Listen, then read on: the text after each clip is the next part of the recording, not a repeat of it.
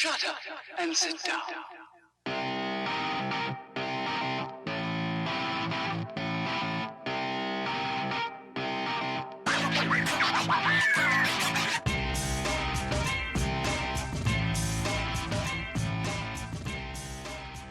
Well, hey everybody, welcome to another episode of Electrician Live. My name is Paul Abernathy, your host for the show, and today we have an exciting episode. We are going to talk MC cable versus AC cable, and we're going to learn the ins and outs of both of them. Okay, so we're going to look at all avenues, have a great discussion, but we're going to look at the aspects of differences between the two products. Now, AC cable's been around a long time. Okay, so it was actually used back in the 1800s, the late 1800s. It didn't become something in the UL document until about 1917, and it's called UL4. Now, MC cable, which came a lot later, is probably the more predominant of the armored type of cable assemblies that we use today. But AC cable is still very popular in some parts of the country. We still produce it. Again, it is a very popular method where you want to use the armor as an equipment grounding conductor, whereas normal MC cable, you cannot. So then you need some kind of specialized cable, like, for example, Smart Ground that's produced by Encore Wire, or MCAP by a company called Southwire. So you have those more enhanced type of cable products. But the normal MC cable, you don't use the armor as an equipment ground, but AC cable, you do. So again, it's an old wiring method, but it's kind of gone out of flavor to the MC products when, again, at the end of the day, AC cable is very much a smart type of technology because it does utilize the armor. Anyway, we'll get into all that. And so the presentation today comes from the National Armored Cable Manufacturers Association. We refer to that as NACMA. And they are the leading association that deals with armored cable and metal-clad cable as far as governance. Means that they are a body or association that will try to clear the air when it comes to things like misuse of MC cable or AC cable, because it brings together a collection of all the manufacturers that are members of that association, and they will review the different standards, help to change things in the National Electrical Code in order to work around the aspects of MC or AC cable. So that's what NACMA does. Now, NACMA doesn't sit on any code-making panels. Okay, they are a separate association group, and again, it's collectively made up of manufacturers who volunteer their time to be a part of the development process for MC and AC cable from that secondary standpoint, and then have influence on the industry when it comes to changing things like different standards and stuff like that. So we're going to use their presentation, and I will elaborate and add things as necessary as we start that journey of learning the differences between AC cable and MC cable. Now, the 1,000-pound elephant in the room that we'll get rid of right up front, BX. I hear a lot of people refer to MC cable as BX. I hear people refer to AC cable as BX. But reality is BX is neither. Okay, that was an experimental product way back when by General Electric, and it was actually two different experiments, AX and BX won out. But you could never use the armor in a BX as an equipment grounding conductor. And you can with AC, but of course you can't with MC, so maybe that's why people say BX is like MC. But let me tell you what, vastly more advanced today are MC products than the old BX products. So the use of the term BX is pretty much misplaced when talking about AC or even MC cable of today's wiring methods. So let's get that out of the way. We're either dealing with AC cable, which is under Article 320 of the National Electrical Code, or Article 330 for MC cable under the National Electrical Code. Two prominent cable wiring methods. All right, so let's go on and get into the presentation. As you can see here, our presentation comes from NACMA, and again, I will be modifying it as necessary to be able to bring you additional information to help you learn along the way. Now, the documents that NACMA deals with are basically a joint relationship between NECA and NACMA creating a document. And this document is available from NACMA online, and we'll show you that at the end. But you can go there and you can download this document, which is really great when it comes to installing MC and AC cable. It is a really good document that collectively was created by the members of NACMA and distributed by NECA. Okay, so it's a really good relationship between the two associations that deal with that. All right, so today's presentation, we're going to cover some key fundamentals. We're going to look at the scope of what we're dealing with in this session. Glossary information, we'll talk about it. I'll give you some 30,000-foot view of that. We're going to talk about identifying cables. We'll talk about AC cable, MC cable, some general installation procedures that we want to be aware of. And again, we'll kind of keep that at a really high level. And then, of course, maybe dabble into some AC and MC specific installation procedures, very specific, maybe like healthcare facility applications. And then, of course, we might just touch on MC cable in a hazardous location, but we're only going to barely touch the surface of that. Again, so this should not be considered an all-inclusive video on every single aspect of MC or AC cable. In order to do that, you need to consult the National Electrical Code and the specific UL ANSI documents for both MC cable as well as AC cable. Okay? Now, AC cable would be UL 4 and MC cable will be UL 1569. Okay? So just wanted to get that out of the way. So as you can see here, we're going to generally touch all these aspects of it. And again, that's just regurgitation of what we just talked about. Now, first thing I always like to do with people is say, the first problem people call me about is dealing with this space above a suspended ceiling.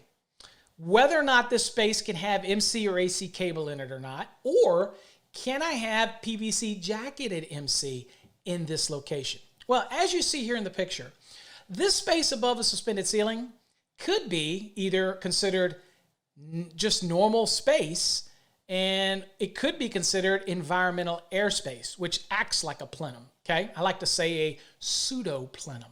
But before we can even get into that, we have to understand what makes something an environmental airspace versus just a regular space like it would be down in any other space in a building. Okay, it has to do with whether or not we're utilizing the air in that space as part of our makeup air in our air handling system, our ducted system, and our environmental air circulation system. That's the key. So let's establish something. As you see in this picture, you see the fabricated duct that runs down the right side of this picture. Okay, that is where the air is going to be distributed out or returned or supplied to the system. So for us to fundamentally understand what can go up here, we need to know what's being utilized in this space. So with that said, let's look at a graphic. So in this graphic, picture this being the picture we just saw. So we've got this plenum right here, this ducting right here that runs down, and this will say B in our example. And then it's ducted out, and it's supplying the air to the actual room. And we're above a ceiling here, so it's kind of like our other picture. And I got the air handler up there. Now, if there's a grate in the ceiling, and it's pulling air from the room up into this vast space, and it's getting sucked into the side of the air handler, let's say through a grate or filter system, then the air that's circulating in this space is called environmental airspace, and it acts like a plenum. Now, interesting about this, if you look at 300.22c of the National Electrical Code, it literally tells you what type of wiring methods are okay for this space. Now, here's where a lot of confusion comes in. People think that this space, being a plenum or acting like a plenum, requires that MC cable or even AC cable has to be plenum rated, and it does not. Why? Because 300.22c specifically allows MC cable without a non-metallic covering to be okay in this location. So, in this case right here, if it's sucking air through the vent, and if you look up through the vent and you can see the open cavity up there, then you know that that space up there is being treated like an environmental airspace. If that's the case, 300.22c is going to allow MC cable to be there. AC cable can be there. Again, armor is okay in this location. Now, you couldn't have PVC up there. Now, you could have some types of Cat 5s that have some kind of jacketing that has been tested for low smoke propagation and things like that, or optical density tests, all of that in NFPA 262, okay, then you would be okay. But typically, MC cable and AC cable is not going to require that test for this location. Now, what's different? Now, if I were to come out the side of this air handler and I would have it ducted so that just like the return, just like the supply over here on the left, if the return was also ducted, so this is all one closed system, well, if that's the case, the plenum is only the portion in the closed system. That space above the drop ceiling, that's just space, just like down below. And I could put anything I want in there, any wiring method I want. PVC, doesn't matter. Yes, I could run PVC jacketed MC in that space. Not a problem at all, okay? So that's why it's important to know whether or not it's sucking air into this vast area. And if it is, that's an environmental airspace. Just good news is MC cable and AC cable can be installed in that location, and you don't have to worry about it being plenum rated, okay? There's a lot of confusion in the industry when dealing with that application. So we wanted to make sure that we cleared that up right away. With that said, let's look at the 2017 information at 300.22c1 when we're dealing with this environmental airspace. Now, we have to read C first because that is the charging statement, and then we read to the wiring types or the wiring methods that are allowed in item 1. And it says, other spaces used for environmental air, plenums, this section shall apply to spaces not specifically fabricated for environmental airspace. We already have a rule for that. That is the ducted system. We're not talking about a ducted system in penetrating those ducts. We're talking about the environmental airspace that's being used as part of that air handling process, okay? Now, it says, this section shall not apply to habitable rooms or areas of buildings, the prime purpose of which is not handling air, okay, or not air handling. So that is the room down below, the air is just moving anyway. These rules don't apply down there. You do your normal wiring methods down there at normal. We're only applying to this environmental airspace. Now, let's look at item 1, and I want to make sure that I do not block any of this, and I don't look like I'm in the way, so we're good to go. It says, wiring method says, the wiring methods for use for such other spaces shall be limited to total enclosed, non-ventilated, insulated busways, having no portion for plug-in connections, okay, so that. The MI cable without an overall non-metallic covering, that can be there. Here's the one that we're working with. It says type MC cable without an overall non-metallic covering. And of course, type AC cable as well. So the beautiful thing about this is MC cable, as long as it doesn't have a non-metallic covering, that's the PVC jacketed, which there's no need to have it there. AC cable also can be up there. Doesn't need to have plenum rating on it. Now, here's a little tip I tell people. If I'm transitioning outside or direct burial, let's say, or in a wet location with a PVC jacketed MC, and then I come and I go into this space that we're talking about above a suspended ceiling, which is part of the air circulation. It's not completely ducted in. It's sucking air from the room into this vast cavity. That is environmental airspace.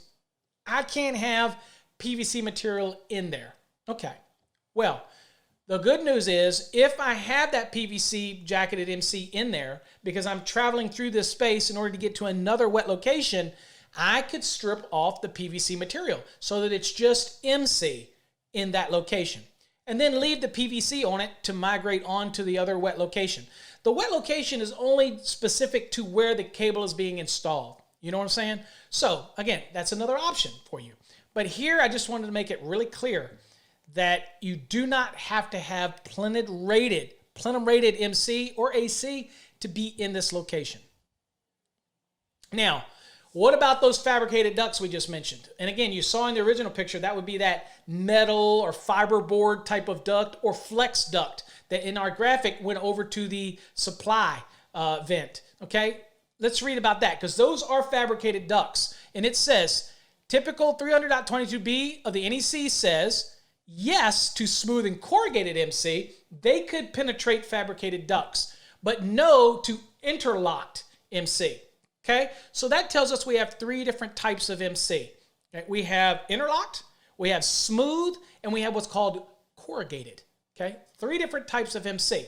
Now with AC cable, it's just interlocked. Okay, now general rule is you don't penetrate a fabricated duct with interlocked MC. However, the 2017 code added an exception to this rule. And here you see it on the screen. And this exception said, wiring methods and cabling systems listed for use in other spaces used for environmental air, which we just covered, that was where interlocked was able to be used. It says, shall be permitted to be installed in ducts specifically fabricated for environmental air handling purposes under the following conditions. Okay, what this tells me is if I have a duct, it's fabricated, and maybe inside that duct I have a sensor that measures airflow, or maybe it has some kind of action like a damper, I got to get power to this. Well, I can penetrate that fabricated duct if I meet these conditions. Okay, it says the wiring methods or cabling systems shall be limited only if necessary to connect to equipment and devices associated with the direct action upon the sensing of contained air. Means for some reason it has to sense that air or temperature or whatever, damper or something. Maybe it's a smoke detector that's connected to the smoke alarm system. If it's got to penetrate for that, okay. And then it says the total length of such wiring method or cabling system shall not exceed 4 feet. Okay. The beauty of this exception is to say, you know what? The most traditionally used MC cable in the industry is interlocked MC. And so previously, interlocked MC could not penetrate it even to get to these sensors and maybe a damper or something. Well, in the 2017 code, now you can. We're going to limit the length, but usually you're only going to penetrate it because you need to get to the device anyway. So at the end of the day, 4 feet should be plenty for you to be able to do that. Now, let's talk a little bit about terms. And again, we're not going to look up the definition of these terms. We're going to talk about them in generality and try to make it easier for you to understand rather than to dig too deep in it and have us jump around. Fire stopping. Typically what we see with fire stopping is where we're trying to stop the flame spread or from one floor to another, for example. All right, where I'm trying to fire stop it. Let's say I'm going from a location up into a cabinet area or a cutout area, and we don't want the flames or air to suck through and spread the flame from one place to another. So what we do is we fire stop it. A good way to figure this is if I have to go from one floor to another and I have a penetration, then I want to fire stop it, right? In order to stop the spread of a fire from point A to point B, or be supplied with enough oxygen from one point to another to be able to spread that fire through it. So in the general term, fire stopping. Now there is a physical definition of this. I'm not looking it up, but we know we're trying to stop the spread of fire through openings that we might make, okay, in something. Now, the next one is fire-rated assemblies. The best example I can give of this, and just give it you that 30,000 foot view, is that when we have hotels or motels, for example, I have corridors and I have the rooms. There's a separation between the rooms and the corridor. Typically, that's called a fire-rated assembly. And then that wall might be a 1 hour, 2 hour, or even a 3 hour rating, okay? You'll also have fire-rated assemblies, could be from between floor to floor. There's different aspects in buildings where you get these additional ratings. Now, that's going to be the rating of that assembly, and that assembly has to be maintained. So anytime I'm penetrating it or breaching it, things like that, then we have to maintain it. And that is called a fire-rated assembly. Whatever its rating is, if we breach it by cutting holes in it or putting boxes in it or whatever, we have to make sure that we maintain that fire-rated assembly. The next term is fishing. Now, we're not talking about fishing from a boat. What we're talking about is when we have an application where maybe it's finished, everything's been completed, and we have to put a hole, let's say above a suspended ceiling, and we would cut a hole, and then down where we need another box for, say, a receptacle, or maybe an old work box, we would cut in the box, and then above we would fish a cable assembly, whether it's AC or MC, down the wall, connect it to that old work box, and then put it in the wall. Okay? Now, the most important aspect of fishing is that since this is an existing installation, we can't get in that wall to secure it and support it in accordance with the rules, like for AC cable every 4.5 feet, and for MC cable every 6 feet, generally. Okay? Now, in that application, I can't get in there, and I shouldn't have to rip the wall off, okay? Shouldn't have to remove gypsum board or whatnot. As long as I connect it to the box, it's secured to the box, and to the last point where I secured it before it entered into the wall, that is called fishing, and I don't have to secure it in that wall. Makes sense? So we'll kind of talk about that a little later. The term home run, think of it this way. If I need the back part of a building, I need 4 circuits. Instead of running 4 separate 2-wire with an equipment ground home runs, you get what I'm saying with it? I can run 1 home run with multiple circuits and multiple conductors in it, and I can save me a lot of labor. Either way, whether I put multiple circuits in a cable or I run individual cables, those are considered home runs. From the first device location all the way back to the panel, that's a home run. Okay. Now maybe I'm running it to a disconnect. Okay. From that disconnect all the way back to the main panel, that's a home run. That's what we refer to when we say home runs. Okay. Just as we have a context of what we're talking about as we move forward. Then of course you have what's called through penetration fire stopping systems. These are systems that, for example, MC cable, AC cable can penetrate those fire rated assemblies, right? And in doing so, you have to maintain the rating of that assembly. Well, you have what's called through penetration fire stopping systems that tell you how to configure the MC cable or the AC cable or raceways or whatever you're penetrating that assembly. It'll tell you what you have to do, how you have to configure it, what the maximum size of the cables that are going through or whatnot, and you have to follow those rules. Most of the time, MC cable, for example, already will have a 1, 2, and 3 class OK penetration rating. Okay, so we'll look at that when we get there, but it is okay to penetrate a 1 hour, 2 hour, or 3 hour rating of a fire rated assembly with usual MC application. But don't worry, we'll look at that. Okay, again, we're not going to repeat the NEC. That document is the governing document for the minimum safety standard, but we just wanted to cover some of these general glossary information. Now let's talk about identification of cables. All right, so type MC cable of the interlocked type and AC cable, which is also interlocked, look very similar on the exterior, okay? Almost identical, if you will. All right, so one of those applications is knowing how they differ by being able to look at the conductors and their configuration on the inside of those cable assemblies are real important.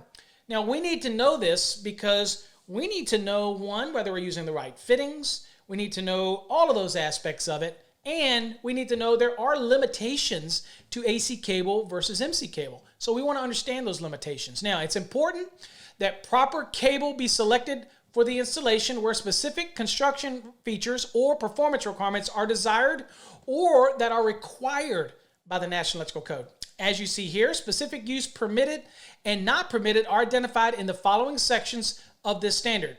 Okay, so again, usually in the wiring methods of Chapter 3, we'll have what's called a .10 and a .12, which is dealing with uses permitted and uses not permitted. Okay, so we'll kind of give a summary of those applications. So here you see on the screen, what we've got is a classic, and I say classic because it's black and white, but that's typically how the NACMA document is printed. Okay, so I took these pictures straight from the NACMA document, and you'll see the top is an AC cable indicative of individually wrapped fire retardant type of paper that wraps the individual conductors. And then down here you see a MC cable.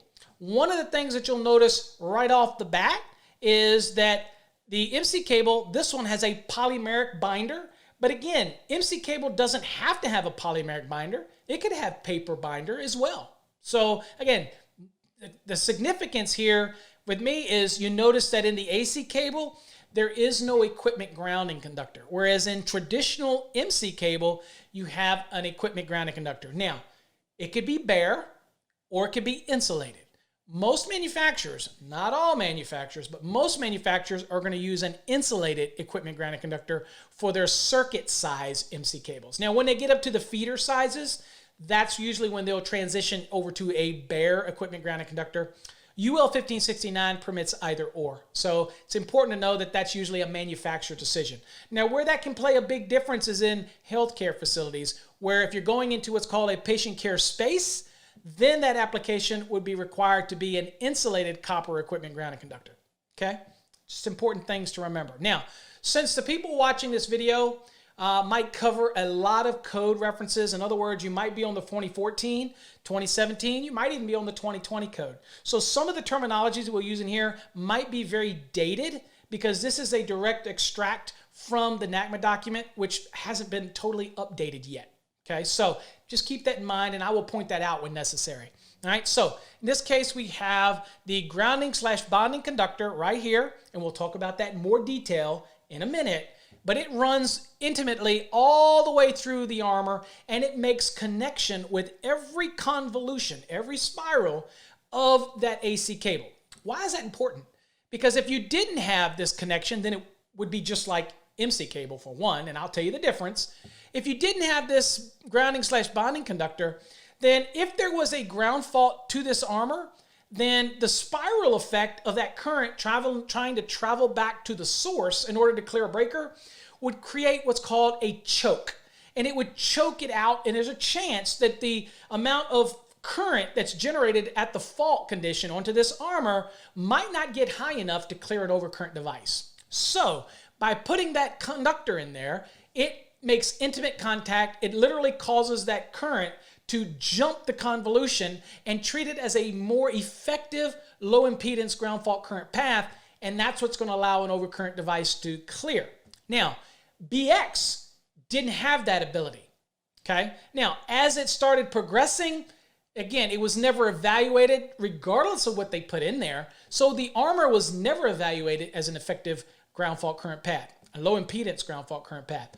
AC cable was evaluated for that. Big difference, okay? When we start calling things BX, we got to be very careful, okay, to not use them synonymously. All right, so anyway, we'll talk about this conductor here in a second. So it makes intimate contact. That's another reason why with MC cable, you cannot use the armor on traditional MC as a low impedance effective ground fault current path, because of that spiral effect and the possibility of the choke effect due to the magnetic fields that are created as it's moving through this spiral material. You get me? All right, so that's one of the reasons, okay? So that's just, basically good information. Hopefully you got something out of that. All right, now let's kind of look at identifying the differences here in type MC and type AC cable. Number one, AC cable. There are some limitations to be aware of. Number of conductors. No more than 4 plus an equipment grounding conductor. Now, when would we have that equipment grounding conductor? Because we just said that the armor is used as an equipment grounding conductor. Well, we might have that equipment grounding conductor placed in there when we're thinking of what's called AC healthcare facility. And we all remember that 517.13a and b requires not only the armor to be equivalent to an equipment grounding conductor, but also it requires a insulated copper equipment grounding conductor to be placed inside of the cable assembly. We need redundancy. We'll talk about that later, but we need that requirement. So you have a maximum of 4, plus you can have an equipment grounding conductor in there, and that would be for if you're creating something like a healthcare facility AC, which incidentally is equivalent to a healthcare facility MC cable, in case you didn't know that they are very much the same. Okay, now sometimes a specification might call out MC cable, but AC cable healthcare facility and MC cable healthcare facility operate and function exactly the same. Okay? All right. Now, AC cable, let's talk about size limitations on the conductors, because that's where the big thing stands out. 14 gauge through 1 gauge. That's it. So it's very limited to the size of conductors. So that's why AC cables not used or not permitted to be used as service conductors. Still can be used as a feeder, probably very limited application as a feeder, but it's primarily used as a branch circuit in Article 210. Okay, so 14 gauge through 1 gauge, that's the size limitations. Okay, now let's talk about traditional regular MC. Okay, here we got interlocked armor style. We're not going to look at the smooth and corrugated in this case. Because again, the conductors is not going to be a limitation on that, but it's easier for us to adjust our understanding to the most common used MC cable, and that would be interlocked. All right, so the number of conductors, there's no limit. What you are going to be limited by is the number of current carrying conductors that are in that cable is going to affect the ampacity of those conductors. That's going to play into effect, and we'll talk about that a little later. But right now, let's just talk numbers. I can produce an MC cable under UL 1569, and I can put as many conductors as I want in there. Again, there's going to be other effects that are going to come into play, and manufacturers know this. But there's no limit when it comes to the standard. Now, there is a limit to the sizes, and that would be 18 gauge all the way up to 2,000 kc mil. That's a large conductor. Now, typically, if I only put one conductor inside of an armor like this, that would be called a single conductor cable. That's important when you're dealing in 392, which is dealing with cable trays. You see the old terminology called single conductor cable. Well, an MC cable with only one conductor in it, that's an example of a single conductor cable, okay? In case you ever got confused with 392. I know there's a lot of people that do get confused with that one. So that's what that would be. However, you can have 3 conductors, 4 conductors, 5 conductors in it, whatever. I just want you to know that, yes, you could have a single conductor inside of an MC armor, and that is still going to be type MC cable. It's just one conductor, and that's called a single conductor cable, all right? Now, if I put multiple conductors in there, then it's a multi-conductor cable. Makes sense, right? All right, so here's your sizes, very broad range. Now, this 18 gauge is what allows us to put in the automation cables that are class 2, class 3 inside of those products like MC Luminary or MC LED, all those names that you get from the different manufacturers. It's really called MC PCS. Okay, so it has some kind of lower voltage, 0 to 10 volt automating cable system that allows you to control things like lighting, but it's not just lighting. It can control any type of 0 to 10 volt application, all in the same cable assembly. Now, all this is allowed by 725 136i, and that's what allows us to construct this product. But if we didn't have the allowance for 18 gauge in there, then we couldn't make it, okay? So I just wanted to point that out, and that allows you to do that. Now, the other product that people are very familiar with is when Encore Wire makes a product that is now going to take the MC armor and it's going to use it just like AC cable. I want to be able to use that armor as a low impedance, effective ground fault current path. In order to do that, I have to do what? I have to take that MC cable and make it act like an AC cable. Okay, so what do we do? Well, in an MC cable, we take out the insulated equipment grounding conductor because we don't want to make all those terminations up. We like the benefits of the AC cable, which originally AC cable was the original smart technology, even way back then. So again, I'm not sure why people love MC so much when AC cable was, you know, if it's in the sizes, perfectly good. But anyway, its industry does what it does. But think about the smart products now. I want to get the advantages of using that armor as an equipment grounding conductor. I don't want the insulated one inside of it because then I got to make all these terminations.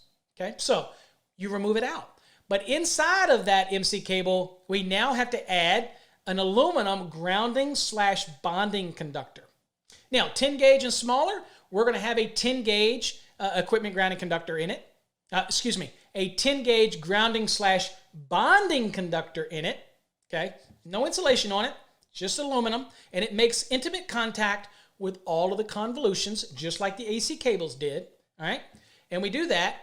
Then we have no need for an insulated equipment grounding conductor inside of that MC cable product. And we get to get all the benefits of using a proper MCI-A fitting, which we'll talk about later. It's a special fitting, and we make everything up, and then we save all these equipment grounding conductors that we make up in a box. It really saves a lot of labor in doing this. Okay, now, as I said with the AC cable, how do we create an MC healthcare facility cable? Well, remember what I said about 517.13a and b? I still need an armor that's utilized as an equipment grounding conductor to meet that rule. Okay, well, guess what we just did with MC cable? We put that 10 gauge grounding / bonding conductor in there. Now it acts like AC cable in a sense, and that armor can be used as an equipment grounding conductor. Now, what else do we have to do at this point? Because remember what it said in a healthcare facility? We have to have redundancy. So now we place back in that MC cable the insulated copper equipment grounding conductor. Now we've got 2 paths. Now we have MC healthcare facility. See how easy that works? It's just a matter of putting things in it. Now I will note that when you get to 8 gauge and larger, up to 6, because you notice the sizes here, for this smart ground product or MCAP product, depending on the manufacturer, it only applies to 14 gauge through 6 gauge. So I can't have one of these more enhanced type of MC cables in the larger conductor format. It's going to stop at 6 gauge. Okay? Makes sense? But in this application, when I get to 8 gauge conductors inside of it, these are the ungrounded circuit conductors, or I get to the 6 gauge, then my grounding / bonding conductor jumps from a 10 up to an 8 gauge. Okay? And that's what you'd get in that product. But usually for the branch stuff, 14 gauge, 12 gauge, and 10 gauge type of smart ground or MCAP type of products, at that point, you generally are going to simply have a 10 gauge aluminum grounding / bonding conductor, and that's it. Now, let's talk a little bit about termination for both of these products. For AC cable, what do you do with that grounding / bonding conductor? Well, in AC cable, you can bend it back and wrap it in the interstices, and that's the little voids of the convolutions, okay, of the AC cable. As long as that conductor doesn't protrude past the outside perimeter of that cable, it's not going to affect the connector, and you're okay. Now, when it comes to the smart ground products by Encore or the MCAP by Southwire products, a little different. That 10 gauge, or if it's again larger than 10 up to 6, you would have the 8 gauge aluminum. You bend that over 120 degrees, you snip that thing off just inside the perimeter of that cable assembly, and it's done. You don't do anything else with it. Its job is done. It touched all those convolutions. It makes that cable act as one complete system in conjunction with the fitting, which has to be an MCI-A special fitting. When you connect all that together and you connect it to a metal box, it all acts as one. And so it saves you a lot of this bonding that's necessary for metal boxes onto the fitting, onto the armor, and all that kind of stuff. It's a beautiful thing, all right? Okay, hopefully you got that. All right, so now let's talk a little bit more about that AC cable and MC cable and, of course, the enhanced or advanced type of AC cable. Now, that little conductor we were talking about in the AC cable, that is a 16 gauge bond conductor. And again, it makes contact with every convolution. And it by itself, in conjunction with the armor, creates an equipment grounding conductor. And you just got to use a fitting that's listed for AC cable. Now, when it comes to MC cable, there is no bond wire in there. So it's required to have an equipment grounding conductor in there, like we talked about. And that is the ground fault current path. Okay. Now, the armor on MC cable still got to be bonded. That's why you use a properly listed fitting. You connect it to the metal boxes. All of that type stuff, still got to bond it. But we're talking about equipment grounding conductors. What is necessary to clear an overcurrent protected device? That is why you need an equipment grounding conductor. You with me? Okay. Now, smart grounds or MCAP or whatever manufacturer that has that more enhanced or advanced type of MC cable where I use the armor as my equipment grounding conductor, just like we did with AC cable, then what we're going to have is the actual grounding / bonding conductor inside of the actual cable assembly, making intimate contact with the armor, just like AC cable. It gets to the end, you cut it off, and guess what? That is, in conjunction with the armor, is going to be your equipment grounding conductor, okay? And you just have to use a proper fitting to do that. Now, let's talk a little bit more in depth about AC cable, okay? Still gets used around the country. And again, I love AC cable on small branch circuit applications. Again, I get the advantage of using the armor as an equipment grounding conductor. But of course, we can also do that with an enhanced type of MC. And then people ask me, well, if that's the case, why does AC cable cost more than MC cable in many cases? Or maybe even more than the enhanced type of MC cable? Well, it's supply and demand. More people today use MC cable than AC cable. And that really is what drives it. There's much more MC cable being produced than AC cable. Okay, so that's probably the biggest factor in that application. Now, talk about cable construction, AC cable. The individual conductors are wrapped in a moisture-resistant, fire-retardant paper. Okay, individual conductors are wrapped. All right. Now, individual conductors with thermoset insulation, and what's thermoset, guys? That's XHHW-2. That's a thermoset. What's a thermoplastic? THHN, THWN-2. I would wrap those conductors individually with moisture-resistant fire retardant paper. However, with thermoset, if it has X inners for AC cable, and very rarely does any manufacturer make it with X, by the way, but if they did, then I don't need the paper wrap, okay? So, but I still need to wrap the entire assembly as normal, okay? I just don't have to wrap individual conductors if it's thermoset. Now, MC cable, construction of the cable. A protective covering over the individual conductors may be provided, not required. You could have the conductors cabled, or many people refer to it as plexed, and then it has a protective binder around it, okay? An overall non-metallic wrap under the armor. Now, incidentally, it doesn't have to be, when you say non-metallic, it doesn't have to be plastic.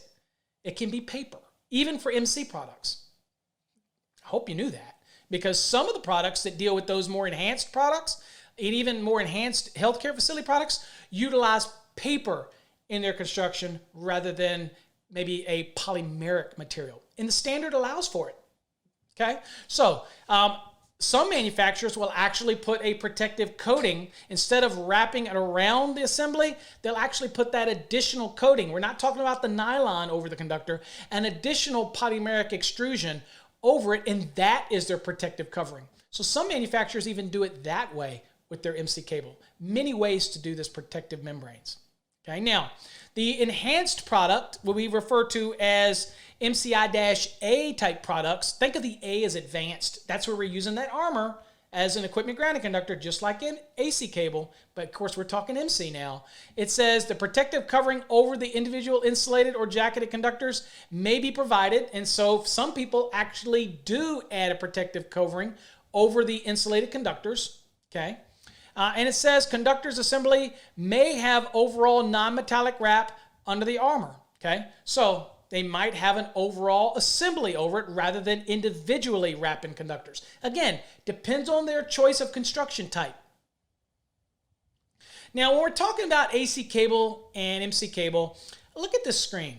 On the left, I have wood frame construction. On the right, I have metal stud construction. MC cable and AC cable can be used in either or. Really doesn't matter either or, okay? More people don't seem to use the MC products or AC products in wood construction because generally if it's construction that's allowed to be of the wood type, and that would be in construction type 3, type 4, and type 5 wood construction, and this is all covered under the International Building Code. But if it's allowed to, a building is allowed to be constructed out of wood, then usually you can use non-metallic sheath cable. Now that doesn't mean that you don't look at MC or AC cable because, again, it might be construction preference. But just know that maybe what you see in most non-metallic buildings is non-metallic sheath cable because it is type 3, type 4, type 5 construction. But it doesn't mean you can't use MC cable or even AC cable. Okay? Now, what happens is if you get construction that is above 4 or 5 stories, depending on whether you sprinkle it or not, then you might get into everything being metal construction, like metal frames, studs like this, then you couldn't use non-metallic sheath cable. Here's where you're going to have to transition into either MC cable or even AC cable. You get me? I think you do. All right, so. Now let's talk about terminations. Now this is a great example of a termination that I refer to as a transition. Now, we're talking about MC cable here because obviously you can see this insulated equipment grounding conductor in there. And then you see that it's transitioning over and it's making the connection to a non-metallic sheath cable. Well, this is kind of a classic transition and it's being used as a junction boxes because all splices generally have to be done in a junction box. There's some exceptions to some rules for remodeling applications for NMB and things like that. There's special devices and all, not the topic of today's discussion. But in this case, this is a transition between an MC cable to a non-metallic sheath product. Now, in this application, you notice that you got to bond the metal box. We had to have a bonding jumper over to the metal box. Then you have pigtails, and you have to make up all of those equipment grounding conductors, right? Okay, so in this case, this just happens to be a classic example of transition. Now, you will notice something. Inside that connector, you notice that little red insulated bushing that's in there? Well, in this case, this one is integrated into the fitting. But I want to make something really clear, and you'll see me cover it later. National Electrical Code does not require anti-short bushings on MC cable. I understand. Many people use it. That's okay. Many people rely on it. Perfectly fine. Does the National Electrical Code require it? Absolutely not. MC cable under 330.6 says the fitting has to be listed. Now, a couple cycles ago, it stated in 330.40 kind of the same information, right? But it never demanded that you have an anti-short bushing or some kind of protective bushing because the fittings for MC cable are required to be listed, okay? Now, let's think of that with AC cable. With AC cable, 320.40 demands that you use an anti-short bushing or an insulated bushing that separates the individual conductors from the armor, and you insert it in there. And also, it needs to be identified after you put the connector on so that I can look at it. Usually it comes with a peephole, and I can see it that it has that anti-short. Many people refer to as a red head or even a red hat, depending on where you're at in the country, okay? So AC cable requires it. MC cable does not. Now, let me address another issue. Just because the manufacturer sends some of these red heads with their MC does not mean that that's part of the listing for you to use it. That's a courtesy that the manufacturers are providing. That's it. It's just a courtesy. Now, AC cable under UL4 demands that we send you a certain specific number of these anti-short bushings with AC cable. Not any rule on that with MC cable, okay? Important thing to remember, okay? So, now, what's the benefit of using something like Smart Ground or MCAP is take that same metal box right there. If I was using all smart products or those enhanced products that referred to as MCI-A for the advanced application, again, where we're using the armor as an equipment ground, then I have no insulated equipment ground inside of it. Well, then I don't have to worry about all these connections. I don't have to worry about splicing everything. Now, depending on the type of device I use or whether it's a switch, I still might need a bonding jumper over to that device, depending on the type I'm using, whether it's self-grounded receptacle or not, whether it's a surface-mounted receptacle cover, whatever I'm doing in the code, I might need a bonding jumper for that. But I don't need to make up the connections because there's no equipment grounding conductor there. That's why it's so important if you're using one of those enhanced type of products where the armor is being used as an equipment ground, that you use a proper fitting, okay? And it'll say it right on the side of the fitting, don't worry. It'll tell you whether it's listed for MCI-A. Oh, and incidentally, in a healthcare facility application, guess what? MCI-A still applies to healthcare as well. So you're not going to be necessarily looking to see if it says healthcare facility on the fitting, which some manufacturers still may do.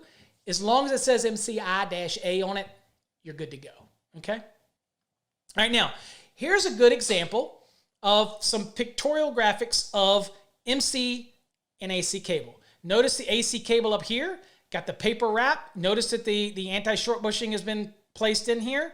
And you notice that here it's not been put in there yet, but you see the individually wrapped individual conductors, okay? And here is your grounding / bonding wire right there. Again, you could wrap this one back as long as it falls in these interstices and it doesn't protrude past the perimeter of the actual armor, because then a fitting won't fit right. And in most fittings are tested on a cable and they have what's called a pull-off requirement. Okay, and so anything that could inhibit that adhesion to that armor, and adhesion is probably a poor word to use, but that mating of the two pieces of component, anything that could inhibit that is going to affect the reliability, right? So in that case, as long as that doesn't inhibit it for AC cable, bend it back. Now, a lot of people like bending it back because they feel that it holds that red head in place. Okay, that's fine. Just don't get that confused with MC cable. Right?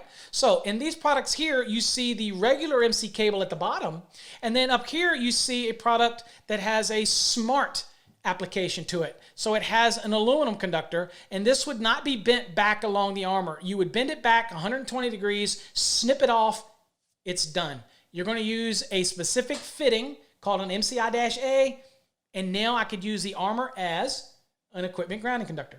It really is that simple, folks. Okay. Now let's look at some descriptions. Type AC cable. What is it? Me and you know now. We're kind of doing a recap here. It's a factory assembly of insulated conductors protected in an overall flexible metal armor.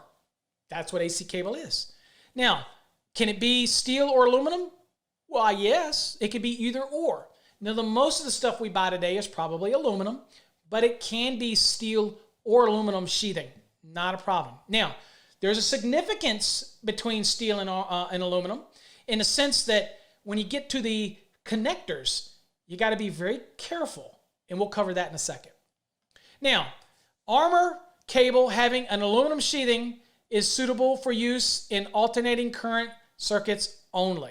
So, the armor cable that have aluminum armor, only for use in AC systems. That's it, okay? Didn't say anything about steel, but the ones that uses aluminum sheathing, AC circuits, very limited.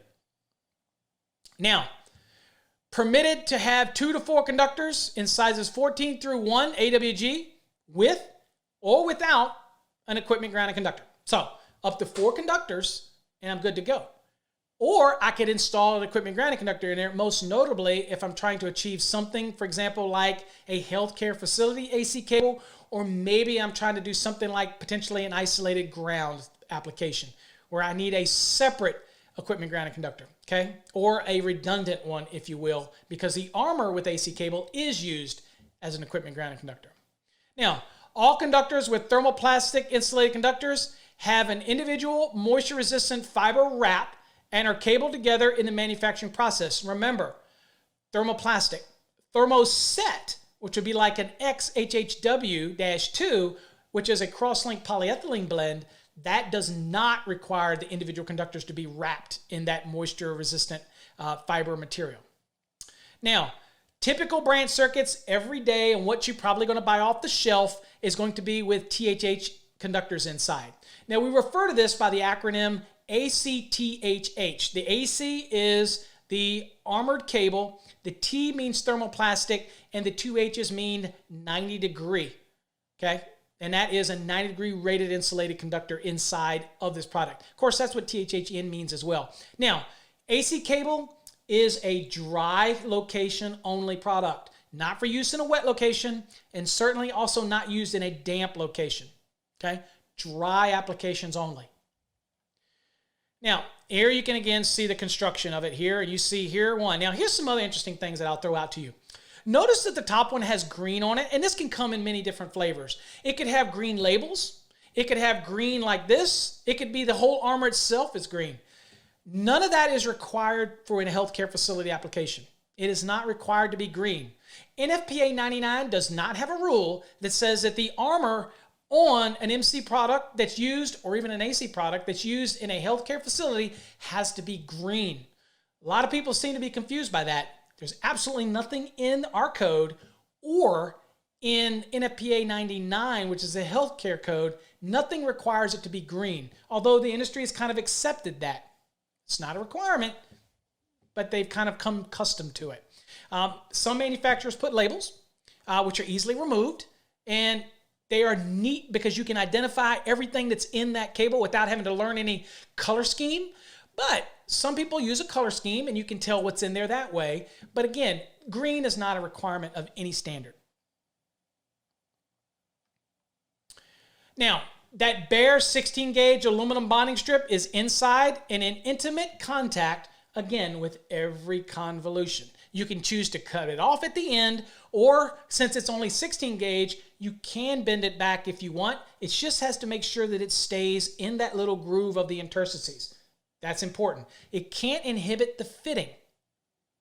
Okay, now the outer armor with that bonding strip together is what creates the equipment grounded conductor in an AC cable. And we've talked about that ad nausea. Now, some AC cable have an insulated equipment conductor, grounding conductor inside of it. These cables are permitted in patient care areas or patient care spaces, depending on what cycle you're on. Okay, it could be called patient care area, or now it's called patient care spaces. So again, calling that out because depending on what cycle you're on, of healthcare facilities and for isolated equipment grounding conductors like I talked about earlier. Now, isolated grounds, why do we use isolated grounds? Just to give you some back history. I might have a piece of equipment that is sensitive, and if I were to connect that piece of equipment to all of the equipment ground connections that are in a building, which incidentally are all kind of intimately intertwined within a building, then I have potential noise that could be transmitted onto that system, and it could affect that piece of equipment. So that piece of equipment might want what we call a clean ground, okay? From there all the way back to the source, maybe back to the main panel board or main switch gear or wherever it's going, okay? In that case, that is what's called an isolated ground. It literally doesn't make any connection to anything anywhere else except for at that equipment all the way back to the panel. That's it, okay? Now, if you have metal enclosures, if you have metal boxes, then you're still going to have your equipment ground that's with that product, and that would be the armor.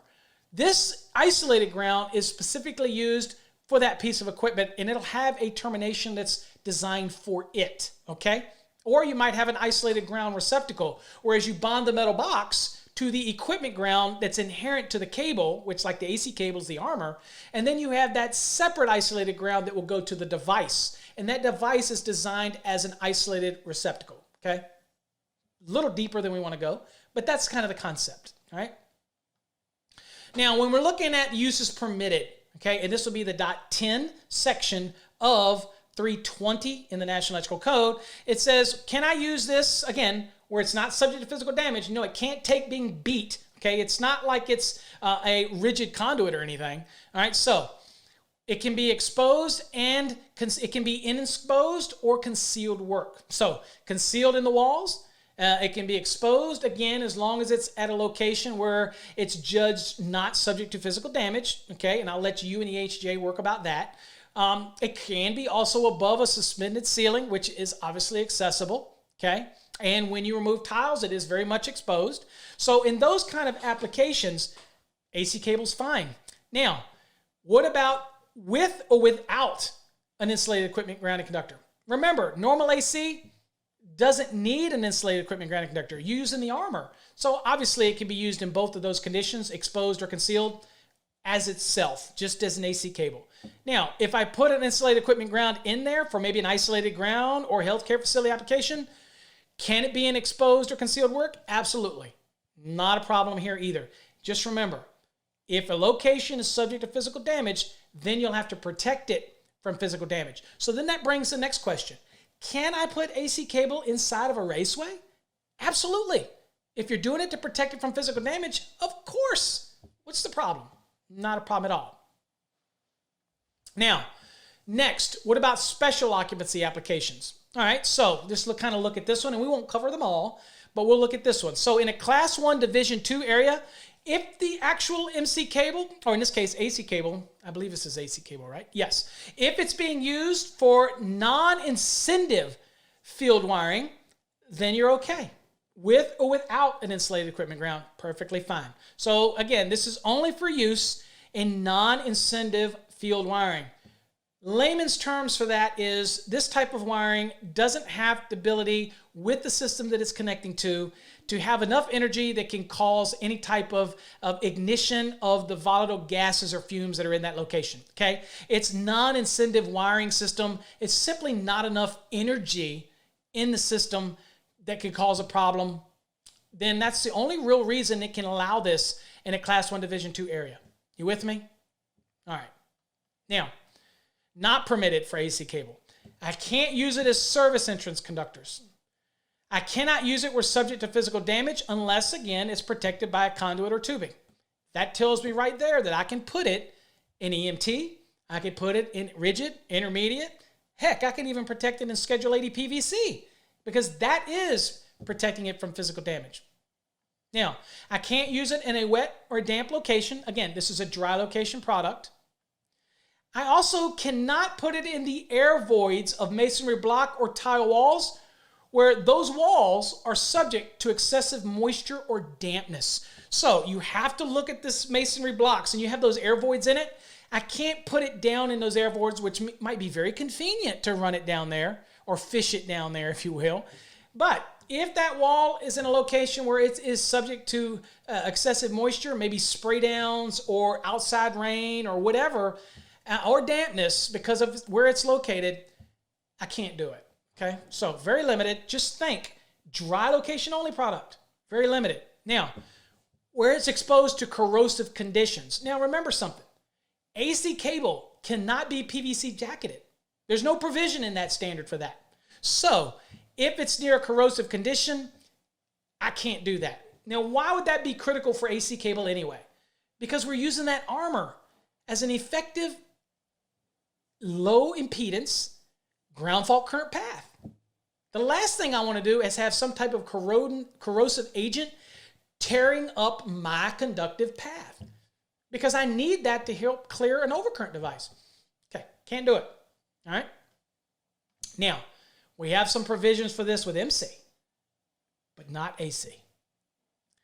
Also, AC cable cannot be embedded in a plaster finish that is on brick or other masonry in a damp or wet location. Because even though you might have this brick or masonry wall and you need to, let's say you're grooving down to put the AC cable in it, and then you're going to fill it with plaster.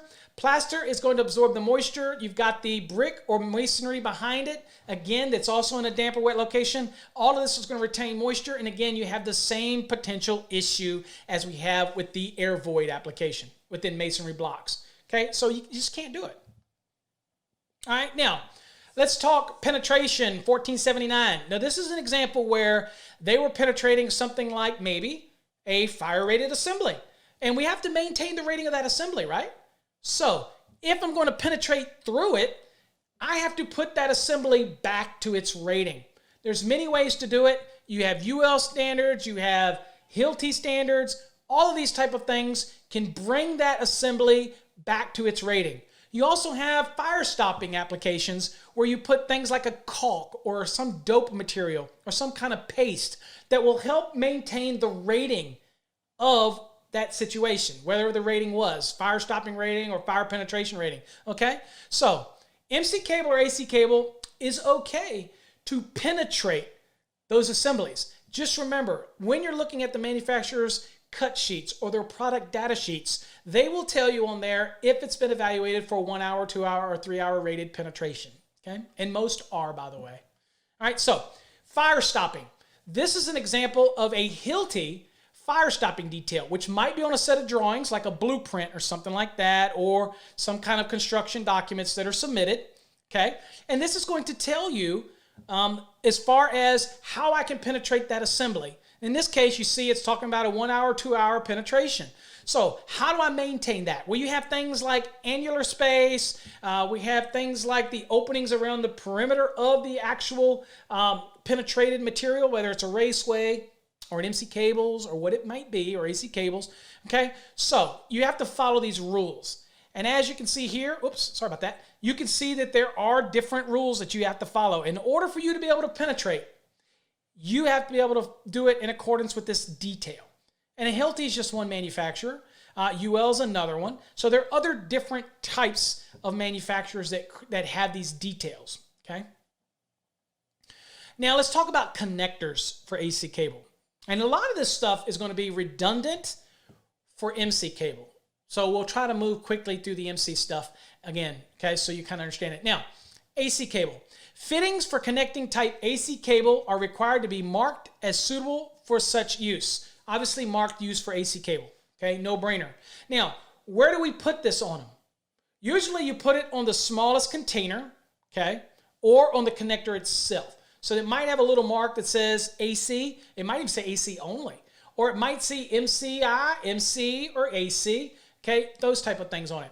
But usually you know that it's going to be on the connector or the container that holds all of the connectors. Okay, that's where the manufacturers will put it. Now, how do you size it? Well, sizing the appropriate size of connector for a trade size of the cable, you're going to look at the OD. And we'll talk about that in a second in more detail. But that is the driving factor. So when a manufacturer produces a cable, they'll produce what's called a product descriptor or a product sheet. And on there, it will give you the OD. Now that's approximate because manufacturers are allowed to have approximates, okay? And so what they do is, it's pretty much is an accurate range. There's some tolerances that are allowed, but the manufacturers of the connectors understand these ranges. And so they'll give you a lowest range and a maximum range. And as long as that cable fits within that range, you can use that connector on that cable assembly. All right. Now, there are also some cables that allow multiple cables for a connector. Okay. So you have some connectors that allow more than one cable. Okay. Now, of course, they got to be listed for that, of course. So here's an example of some fittings, or connectors, if you will. And here you see the two sight points here. That tells me that this is an AC connector. Now, it doesn't mean that it's not also an MC, but it also has the sight requirements, because that is one of the requirements in 320.40 that I can see after the connection's made of the cable to the fitting, or connector in this case, that I can see that red head. Okay, so again, that's a requirement. Now, here you see other types, and notice something. This one has a throat on it. Now, it might be used for AC cable, which requires the bushing, and it's already incorporated into it, so you don't have to buy any special bushing or those little ones that go in it. But I want you to know that it does not have to be red. It could be green, okay? I've seen some of them that are actually yellow, okay? But again, the standard says red and then like green, but it has to be very identifying, okay, to be able to use it. So in this case, they're usually going to be green or red. Just because you see green does not mean that that one's only for a healthcare facility. Again, let's not get lost in that green concept, okay? Now, this one's a push-on. This is a saddleback. Here's another saddleback. And this one as well is a saddleback. It has a little plate there that comes down on it, okay? So all of these right here, examples would probably be okay for an AC cable, all right? Now, let's talk about a connector that has a set screw. So it doesn't have the compression style or a saddleback where you tighten the screw and a little lever comes down and it actually uses pressure to hold it on there. This literally has a screw that screws down into it. You cannot use a set screw type on any aluminum armor. That goes for MC or AC cable. Why? Because it will literally penetrate the armor and could cut into the conductors. And be honest with you, it could energize that armor. And if that armor isn't bonded correctly or you don't make the connections right, it could stay energized. Again, we're only as good as the connections that we make. So we don't want to run that risk. So you cannot use a set screw on aluminum armor, but you can on steel armor. Not a problem. You're not going to bind it down through that steel unless you're just cranking away.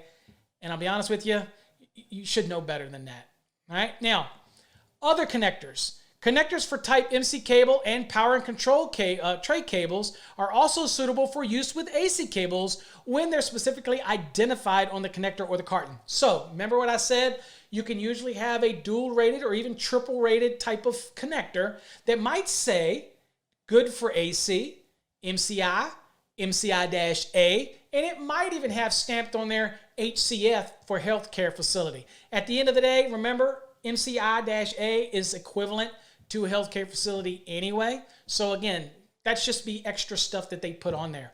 But the manufacturers of these connectors have gotten pretty good at telling you all the scope of the way their products can be utilized and what type of wiring methods it can be used with. Now, insulated bushings, we've been talking about it. You just need to know it is not required on MC, but it is required on AC. And as you see here, it's required to be visible for inspection after the cable is connected, okay? That's why you have those little viewing holes in a lot of those AC cables, okay? Grounding. All listed connectors for AC cable have been evaluated for grounding. Why? Because type AC cable uses the armor as an equipment ground. It's a no-brainer, right? So in all of the AC fittings will automatically be listed for use with that AC cable and work in conjunction with it, okay? Now, one of the things to remember, when you make the connection from that connector to the armor, make sure you remove anything like labels or any paint or anything that might inhibit that mating of the connector to the actual AC cable armor, okay? We want it to be a clean connection, okay? So the manufacturers that put labels on there, they're removable. Remove it. They're designed to be removable. Take it off, okay? Those type of things. Be careful. Now, the other thing that I say to watch out for is some people that use a painting scheme. We don't know exactly what that paint is. If it's conductive paint, we don't know. So again, if there's a lot of heavy paint there, that could inhibit the connection. So it might be prudent to clean that off as well. We'll let the manufacturer that makes the kind of cables with paint on it, we'll let them address that application. Reach out to them. The ones with the labels, just rip them off, okay? Now, if you want more information on AC cable, you can go to the old white book. If you still have an old white book, it's AWSX. If you want to go to the new modern version, then you go to what's called the ULIQ. It's just go to the internet, go to Google or whatever your preferred search engine is, and type in there ULIQ, and you will get information, and you can look up more information on AC cable. And again, it's UL4, and you'd be surprised the good information you'll find out about that. Now, let's talk about this product. Now, this product is manufactured by one company, and it's called Riser MC. Now, what is it? It's designed for run between the first floor and a 10th floor, where those conductors inside of a cable assembly could slip. Well, if it is this product, the conductors will not slip because of the construction, okay? Just one way to do it. Now, other way to do it is to put offsets in the MC cable during that installation run. And that is what we've been doing for literally decades. And again, most manufacturers will give you guidance on how to do the offsets and where to put them. Now, if you're using copper and aluminum, difference in the two types of cable assemblies is, and we're talking about the conductors inside of it, aluminum weighs less, obviously, than copper. So the offsets that you would put in for copper are more frequent than you would for the aluminum because of the weight alone. Now, one thing I want to make clear, and there seems to be a lot of confusion in the industry, this product that you see right here, it's not riser rated.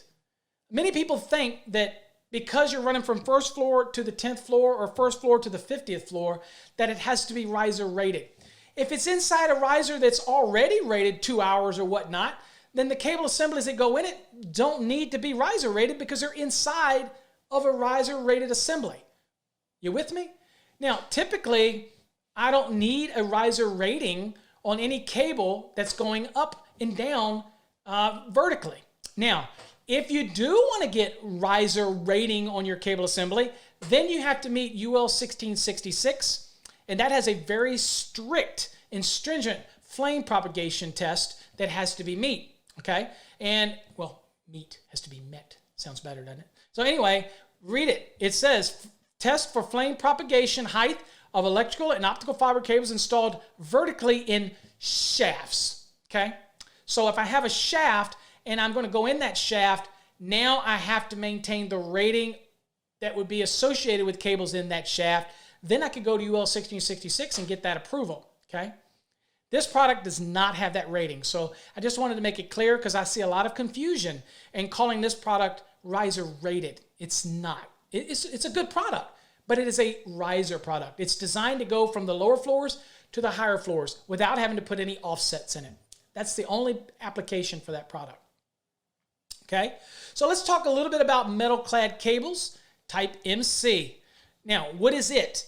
Type MC cable is a factory assembly of one or more insulated current carrying conductors, and we already talked about that I could have one conductor in there, and you probably will when it's 2,000 kc mil. You're probably not going to have multiple conductors in there, and you would run them together. And, you know, it'd almost be like running MI cable, where you have a separate conductor for each cable. Yeah, anyway, kind of similar. Usually the ones we deal with has more than one, okay? Multiple conductors, all right?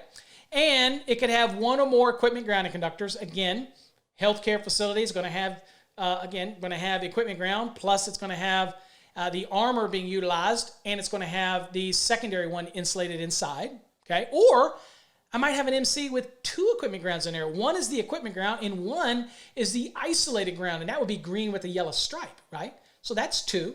So again, you see how you can make this MC cable? All right, now it also has an overall metallic sheathing. Yep, we talked about that. MC cable is manufactured with 3 different types of armor. It is interlocked, it is smooth, and it is corrugated. The most predominantly used method of doing the armor is interlocked, okay? And we have 2 different applications for the interlock. We have the traditional interlock, which is an MCI, and then we have the more enhanced one that we've been talking about today about using the MC armor as an equipment grounding conductor. That is an MCI-A, okay? Now, both of those are interlocked, okay? And they're constructed exactly the same. It's just one is using the armor as an equipment ground, and the traditional MC, you're not, okay? Important to remember. And, of course, you got smooth and you got corrugated. Smooth is available in aluminum only, and it's extruded type of product, kind of like EMT, but much thinner. It's still extruded. And of course, then you have corrugated metal, which is available in copper and aluminum, and it has a welded convolution, okay? Now, MC cable consists of one or more current carrying conductors, again, one or more equipment grounding conductors, and it can also have optical fiber cables in it as well. Not a huge call for that, to have both power and optical fibers in there. I haven't seen a whole lot of that, but it is available because the standard permits it to do that. Now, it does say that MC cables containing optical fibers are designated as type MCOF and are considered composite cables in accordance with NFPA Article 770. Okay? Now, let's talk about the conductors in that MC cable. Branch circuits, feeders, and service, because I can use MC cable for either of these type of applications. For branch circuits, we use it every day. Feeders, every day feeding remote panels, all that kind of thing. And if services, perfectly acceptable. Only thing to remember with the service, if it's outside, then it's going to have to be PVC jacketed because it's in a wet location. But you knew that. Now, MC cable contains conductors, again, from 18 gauge all the way up to 2000 kc mil for copper and 12 AWG through 2000 kc mil for aluminum. Now, of course, you don't see many manufacturers producing an MC cable with 12 gauge aluminum in it, right? Just don't see that. You do with copper, but not with aluminum. But that's an important thing because nothing within the National Electrical Code prohibits me from having a 12 gauge aluminum conductor. What usually inhibits us is that the manufacturers won't do it because it's stigmatized by what happened in the late 60s and early 70s when we used to use what's called 1350 aluminum. We don't use 1350 aluminum, and by the way, it wasn't the aluminum that was that big a deal back then. It was the terminations that caused all the problem. Really? The coefficient of thermal expansion and contraction between the 1350 aluminum and the problematic steel terminals caused gaps in there as temperature fluctuated, created an arc. It really wasn't much of a problem with the aluminum, although 1350 is not as ductile as 8000 series aluminum. Oh, and by the way, 8000 series aluminum is what is required in all electrical grade wiring today that goes inside of a building. I can still use 1350 outside of a building, but not inside of a building. It's got to be 8000 inside of a building. Okay, back to the 1350. If you bend 1350, it will heat up and snap really easily. It's got good tensile strength. That's why it's still used out on power lines. But when it comes to ductileness, being able to bend it for terminations and all this kind of stuff around corners, it's not so good. It gets kind of hot and it'll get really brittle. Okay, so at that point, not a good product for that application. All right, just a little backstory there. Okay, now, typical branch circuit for MC cables are usually going to have THHN, THWN-2, or XHHW, or even XHW-2. Very few manufacturers make THWN only anymore, and nobody really makes THHN only anymore. Most of the time they're dual rated, means that they're going to be THHN and THWN-2, okay? Now, there's some manufacturers that still make a THHN, THWN. They don't elect to go for the -2, but that's usually very product specific, maybe in a delivery system where they're only dealing with 14, 12, and 10 gauge. But most of the manufacturers today will make it with the -2. And why is that important? The -2 allows me to do adjustment and corrections, and we're all familiar with that in the National Electrical Code, by using the 90-degree rated ampacity values and then apply the adjustment and corrections to see what conductor's ampacity we have after we do all that, and to see if now it can still handle the load that we need, okay? So that's why -2 is so important.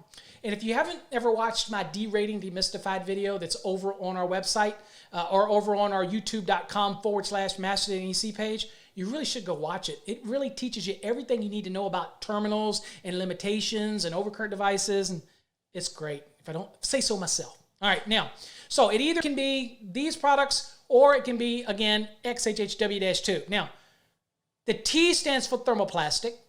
The X stands for cross-linked polyethylene, but it's also referred to as a thermoset. Just for your education, do you know the difference between thermoset material and thermoplastic material? Thermoplastic, like on THHN, think of it this way. I got a Hershey bar, okay? And I melt it. I can melt that Hershey bar or that chocolate into any form that I want, and it can take that shape, right? All we have to do is apply enough heat. Well, with a thermoset or an XHHW, for example, or even RHH, RHW-2, or even USC-2, all of those are thermoset products. Think of the word set is this. It's like a birthday cake. Once I mix all the components that incorporate that insulated type, I cannot remelt it. It can't be reformed. It causes a cross-linking process, and it's irreversible. Now, you can grind it up, you can put it in other products and things like that, but it's not really easily melted. All right. Now, if you add heat to anything over time, something's going to melt. But usually, thermoset will crystallize and dry out quicker at a certain point. Okay. Now, which one is better for high heat applications? Well, obviously, X would be. Because as thermoplastic gets up to a certain point and you get to that 90-degree rating of that insulation, once you start going over that, it becomes very volatile. In fact, if it's all cabled with other conductors, they could melt together. That's why electricians and engineers have to do things like adjustment and corrections to try to keep that ampacity down so that it doesn't rise up and cause heating to get above the rating of the conductor. That's why we do all that adjustment. That's why we limit the current on it when we bundle these conductors or we put them in an ambient temperature that's higher than 30 degrees C. That's why we're doing all that, right? To protect that insulation, which ultimately that protects the conductor. Okay, now, when it comes to X, even though it's rated 90 degrees C, the temperatures, even if it creeped over 90, there's less chance there is long-term detrimental effect on that insulation. Now, of course, we don't want it to go beyond 90. We want you to do all the adjustment and corrections as you would normally, but if you got a location where you're going to have the need to have something a little more resilient, like maybe underground in a really cold environment or above ground in a real cold environment, well, thermoplastic cannot handle real cold environments, whereas thermoset can handle a lot of cold environments, even as much as down to minus 40 degrees C. So again, it's your condition of use that's going to play the biggest role. Another great example, you know that little adder that we have to do when you go across a rooftop and you have conductors that are in a raceway going across a rooftop, okay, or in a cable? I've got to make that adjustment, okay? It's called an adder. Now, granted, if it's higher than 7/8 of an inch, I don't have to do that anymore, depending on what code cycle you're in, all right? But if it was on the roof, I have an adder. Well, guess what? If it's X product, because of its inherent advanced properties of that material, it doesn't melt, if you will, then I get an exception, and I don't have to do the adder. Now, of course, I got to still worry about the ambient temperature up there. I still got to do all my normal adjustment and corrections, depending on the number of conductors in the raceway and all that kind of stuff. But I don't have to worry about the adder. That's what I'm using the crosslink polyethylene X. Now, if I'm running THHN up there and I'm going to be on the rooftop, okay, or below 7/8 of an inch, then I'm still going to have an adder that I have to worry about, okay? Not part of this lesson, but I thought it was kind of good that we talk about it. All right, now, MC cable today, as of 2020, MC cables are limited to 600 volt rating, all right? Now, even if you have an X product like XHHW-2 that's rated for 1,000 volts, and a couple manufacturers have that today, just because you put that in the MC cable does not make it a 1,000 volt rated MC, okay? The reason for that is there is no allowance for 1,000 volts in UL 1569 at this time. But there is one for 2,000 volts. So if I have a product that has a conductor that's rated for 2,000 volts, and I get it evaluated for such, and I put it in my MC cable, and that manufacturer gets approval from the nationally recognized testing laboratory to rate it as 2,000 volts, then there you go. I have an MC cable that could be rated for 2,000 volts. Could I use that in a 1,000 volt rated application? Absolutely. 2,000 is greater than 1,000, by the way. So just kind of throwing those things out to you. Now, typical feeder and service MC, traditionally, because it's bigger and because of costs, most of the time it's going to be THHN, THWN-2, or it's going to be XHHW or XHHW-2. Now, most of the time it's going to be XHHW-2. Very few people do XHHW anymore, okay? Interesting other thing to remind you. See this XHHW? If it was only rated XHHW, that in a wet location, it would only be rated for 75 degrees C. In a dry location, it would be rated for 90 degrees. Even though there's two H's in there and you see a W, and we all know that two H's mean 90 degrees C, Look at the table in 310.15b16 at the top. And if you're in the 2020 code, look at 310.16, and you'll notice that XHHW is under the 75-degree column. XHHW-2 is under the 90-degree column. But more importantly than that, go back and look at the table 310.104 if you're in the 2017 edition, okay? Or go look at 310.4 in the 2020 edition and look what it says next to XHHW and look what it says next to XHHW-2. And you're going to see that the XHHW-2 is good for 90 degrees, wet or dry. And remember, that's only to start your calculation, okay? You're still limited by the terminals, okay? So typically it's going to be limited to 75 degrees C, okay? Or 60 degree if it's under 100 amps, okay? That's 110.14C. We don't need to discuss that now. I just want you to know the importance of that -2. Wet or dry, I can start from the 90 when I'm applying adjustment and corrections depending on my condition of use. Look, if any of that confused you or you felt like that was over your head, easy solution. Go watch my derating demystified video. Clear it up right away. Now, of course, MC cable is available in medium voltage as well. And it's also available in fire alarm, FPLP, and what have you. And again, THHN conductors can't go smaller than 14 gauge under UL 83. But when you have those smaller 18 gauge and things like that, 16 gauge, then you would use what's called TFN or TFFN. So that's still thermoplastic. These are fine strands in nylon covering, or these are TFN fine flexible strands with a nylon covering. Again, it has to do with strand counts and things like that in order to buy flexibility. Okay.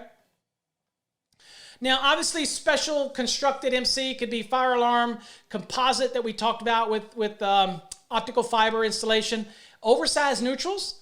Maybe you're dealing with the situation where you have a lot of harmonics in a building, okay, and you've got a lot of non-linear loads. Now, motors are linear, means that the motor starts, it just runs, okay, very consistent. But a nonlinear load is something like variable frequency drives or electronic ballasts or computer systems in an office building. That causes that normal waveform that we're all familiar with, that sinusoidal smooth up and down waveform. That causes that to get all chattery.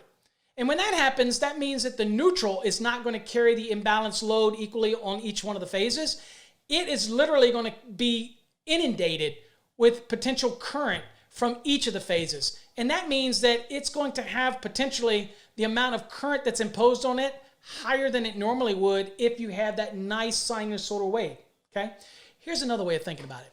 If I have a swimming pool and I drop a boulder in that swimming pool, the waves are going to go out. Your wife's going to be mad at you first, so don't do this experiment without her permission. You drop it in there, the waves will go out and they'll look all uniformed, just like a sinusoidal wave. Then it hits the sides of the pool, and then it reverberates amongst itself. And what does it do to that nice waveform at that point? It starts to shut it down and make it all erratic. Well, that's what happens on the phase conductors. And because there's no cancellation effect that takes place, guess what happens to the neutral? It can sometimes carry twice the amount of current that would be on any one of those phase conductors, depending on the condition that we're dealing with. That means your neutral will be overloaded. That means it will dry out. That means it will break down, okay? That's where you start seeing these grayed out neutrals, these blackened neutrals, and things like that. They're supposed to be white. Now they look like look like coffee colored, if you whatever, okay? Now, there's ways to do this other than using oversized neutrals. An engineer could do what's called a K-factor transformer that tries to filter out those frequency above the 60 hertz. You could have what's called passive filtration, okay? Or things like that, or you could have what's called active filtration, where it's actively trying to sequester the filtration of those frequencies that go over the 60 hertz application. All of those things to try to squash that that frequency, which are usually the most detrimental, are the third harmonics. Okay, the third, the ninth, the 15th, things like that. All of those type of things, but we usually talk about the third harmonic. All those things can be detrimental to the system, cause all kinds of problems in the system. You're trying to squash that. So you have passive filters, you have active filters, you have, and I'm not an expert on the active or passive filters, but you also have K-factor transformers. You can put filtration directly on the circuit that's causing the problem to your system to try to basically clean up your system, all right? Anyway, more than I wanted to go into. multiple individual neutral conductors can be in two concepts. We have what's called a multi-wire branch circuit, and we call it a multi-neutral. Now, you might get an MC cable that has a black, red, blue, and one white conductor. Now, if I put those black, red, blues on a 3-pole breaker in a panel, or 3 single-pole breakers in a panel, and they are basically going to be, each conductor is on a different leg in the panel. Say that case it's a 3-phase panel. The neutral is going to carry the imbalance of all of those phases and balance out. Only when it's installed on a 3-pole breaker in this case, or maybe it is an MC cable with a black and a red and a white. Same concept here. As long as I use a 2-pole breaker or 2 single poles with an identified handle tie, then what I'm going to have is a situation where I have the the red on one phase and the B on the other, and then the neutral is going to carry the imbalance. Okay, makes sense? Now, I could have what's called a multi-neutral MC cable, and that is where I have a black, red, blue, and it has a corresponding neutral. That might be a white with a black stripe, a white with a blue stripe, and a white with a red stripe. That is 3 individual circuits. Now, that multi-circuit one that we just talked about, that's also 3 separate circuits. It's just a unique multi-circuit that's sharing a neutral. And that application is very dependent on the properly installing it on a breaker. Well, with the multi-neutral application, that just means I have multiple neutrals. So when I have a multi-neutral cable, I have 3 separate complete circuits. I have a separate neutral for the blue, separate neutral for the black, and a separate neutral for the red. And in that case, that is also 3 separate circuits. Now, talking about a home run cable, that home run cable could be either one of those type of products. But just remember, when we're talking about the scope of home run, we're talking about from the panel to the device, okay? That's what we're talking about, a panel to the device. And again, it's the home run that takes the circuit all the way back to the source. That's called a home run. And then, of course, PVC jacketed cable, that is another special configuration. Now, many people have watched my video dealing with smart ground and healthcare facility. That's available over on our website as well. Be sure to go watch it, where I talk about all the things to do with smart ground products. And again, there's that green label. It's not required. And this, again, is an MC product. And here happens to show individual wrapping of all individual color. But you also know that here's the bonding conductor right here. And then here's the insulated equipment ground right here. So that is your 2 redundant paths, because this conductor here works with this armor by bending this back and snipping it off. Now, here's an example of what we talked about. Maybe this application is dealing with a patient care space or area, depending on what code cycle you're in, okay? Previously, before the 2017 code, we referred to things as patient care areas. And then, of course, now we call it patient care spaces. But let's say this was the application. Now, 517.13a and b require A says the armor has to be an effective low impedance ground fault current path. And B talks about the insulated equipment grounding conductor that's required in the product as well. Okay? Remember, the green here is not required. The green labels, not required. Now, these fittings right here must be MCI-A fittings in order to be able to be used with this product in order to meet this need, okay? Now, another question I get from people is, how tight can I bend MC cable? Now, we're going to keep this discussion to the interlocked because it's the most predominantly used, but I'm going to correlate it with the bending requirements for non-metallic sheath cable as well, because many people forget that non-metallic sheath cable also has what's called a maintained bending radius. They like to go down and bend it so tight under boxes. And again, that causes elongation of the backside of the insulating material on that conductor, and it could create a weak spot. So, and you could be stressing out the interior bend. And again, remember, we have bare conductors in there that's wrapped in paper. If you bend an ungrounded conductor or the grounded conductor too tight, it could cause it to split and damage, inadvertently come in contact with the equipment ground. We don't want that happening, right? So look at it this way. Let's talk about the N and B first. Since this is an MC and AC cable presentation, let's kind of address this. Right here, 5 times the external diameter. So in this case, the moment the bend starts to the moment the bend ends, in this case, I have to be at least 5 times the external diameter, and that's the widest point of the NMB cable, all right? So in this case, if this is a 1/2 inch wide, then it would be 5 times a 1/2 inch, and that is 2.5 inches. So from here to here, this radius, okay? And think of it this way. I'm wrapping it around a baseball, or I'm wrapping it around a softball, depending on whether it's 5 times or 7 times. I just need to maintain that bend. A lot of people think right angles are pretty, but nice smooth bends that help maintain it are going to make sure that you don't create a weak spot or a problem spot in the installation at a later time. Okay, now moving on to MC cable. Here is 7 times external diameter. So in this case, you see where it goes from vertical to horizontal. The point where it starts the bend, the point where it ends the bend, this radius. So where do we get this from? Well, the manufacturer will tell us what the OD as a cable is, right? And we simply do that times 7. So in this case, it's 7 times 0.5 is 3.50 inches. So from the start to the end of that bend, we're maintaining a radius of 3.5 inches. That means that you're not going to overbend it. Now, if you want it to be even more gradual, perfectly fine. But we can't be any tighter than 3.5 on this one, for example. In other words, if I bend it to where this was only 3 inches, then that would be a much tighter bend, and I run the risk of damaging the convolutions on the inside of the bend, which could protrude into the actual insulated conductors and cause a ground fault.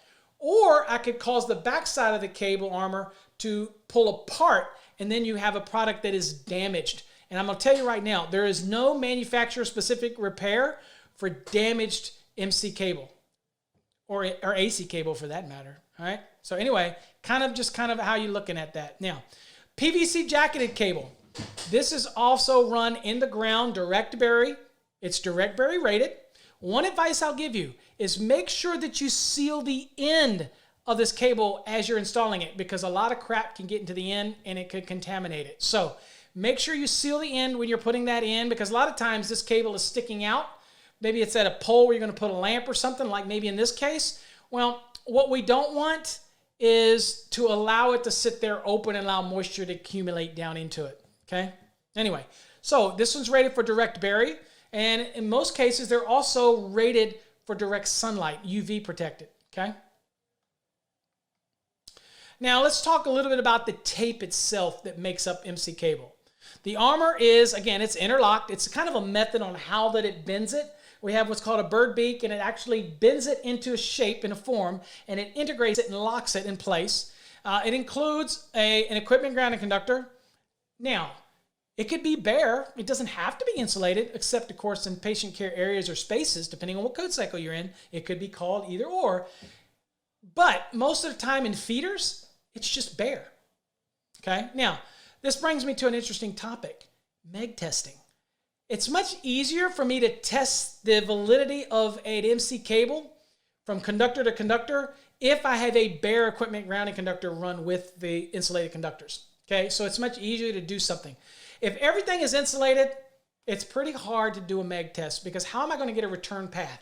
I know you've heard the myth about A to B, B to C, A to C, or whatever the method is, all of this to ground and whatnot. Ask me this, or I guess I should say answer me this. How do you get an effective reading if everything is insulated? But then you're saying, but Paul, the armor's not.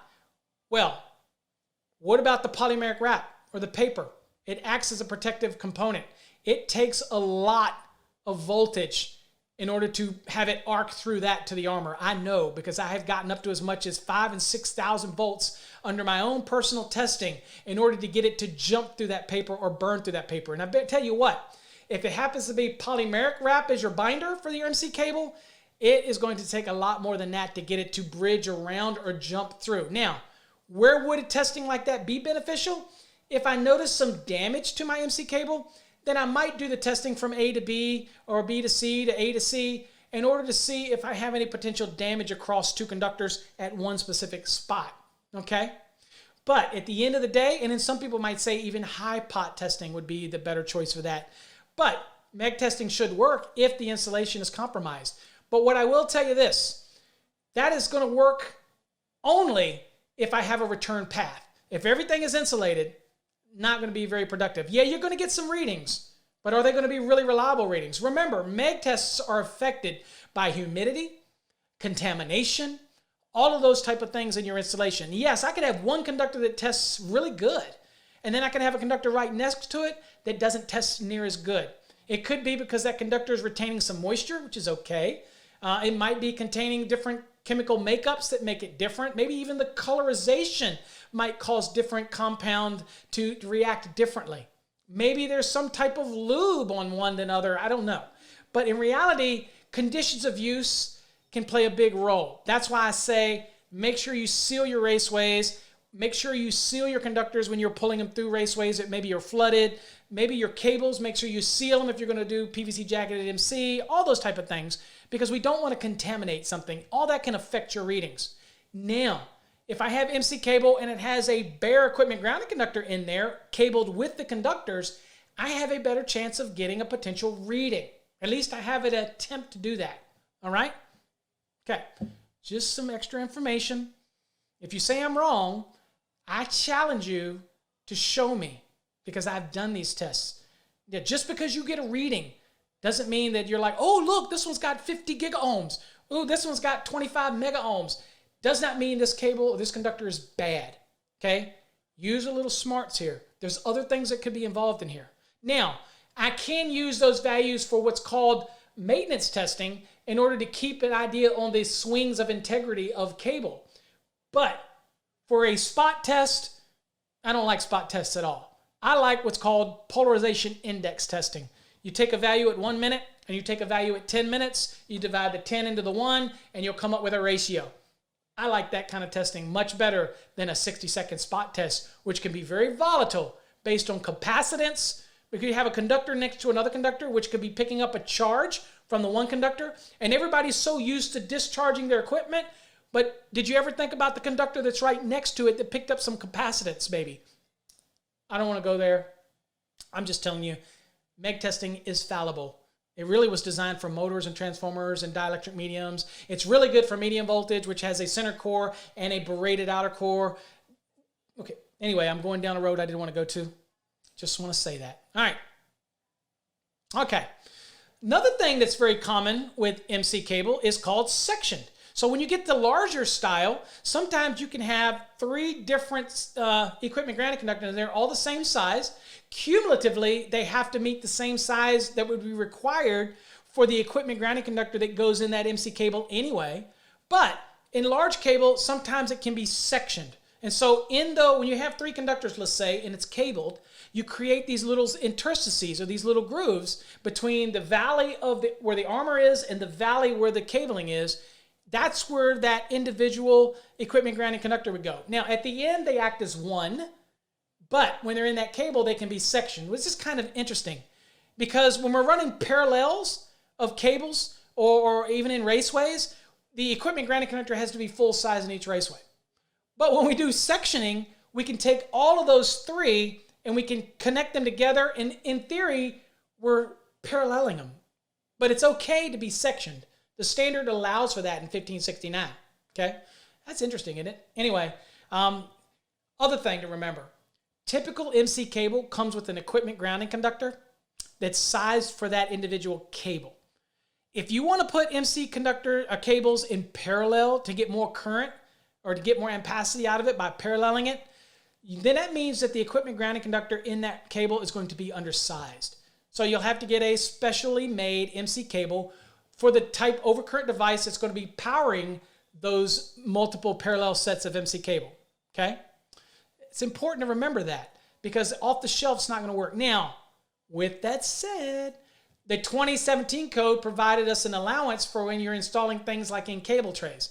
It says if you're doing cable trays like tray cable or MC cable, and you're running them in parallel on a cable tray, then as long as you tie all of those undersized equipment grounding conductors, and remember, they're only undersized because you're running them in parallel.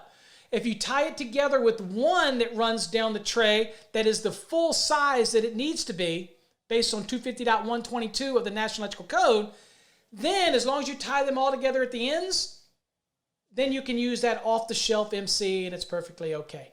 But if you don't do that, then you're going to have to get specially made MC cable, okay? Oh, and by the way, that also applies to tray cable as well. And that is 250, what is that? Gosh, I'm drawing a blank. 250, 250, crap. 250, 122, F2, I think. You with me? Anyway, that's the allowance. Yeah, I'm sure it is. 250, 122, F. Whew, I had one of those brain farts for a second. All right, can I say fart? Yeah, I can say that. All right, next thing would be isolated ground MC. You heard me talk about that earlier. Okay, so we're pretty sure what that is. Now, we've heard me talk about patient care areas or patient care spaces if you're in the 2017 code or 2020 code. Again, that is the requirement to have the armor qualify as an equipment grounding conductor, but also the requirement to have a equipment grounding conductor insulated copper inside of the cable assembly as well. I need that redundancy. Now, this only applies to patient care areas or spaces, again, depending on what code cycle you're in. Now, what about the other parts of the building, like the lobby area or the office buildings or whatever? That doesn't have to be anything special. That can be just regular MC. We're only talking about the location where patients are treated, that type of thing. And it would qualify as a patient care space. Or in this case, if you're in a 2014 code, it'd be a patient care area. Okay? They're both the same. All right? Now, interesting thing about smooth and corrugated, the actual armor qualifies as an equipment grounding conductor itself. There's not going to be no strip in there. It automatically qualifies. Okay? So, but you can have additional equipment grounding conductors in there. And that would be for an isolated ground, for example. All right?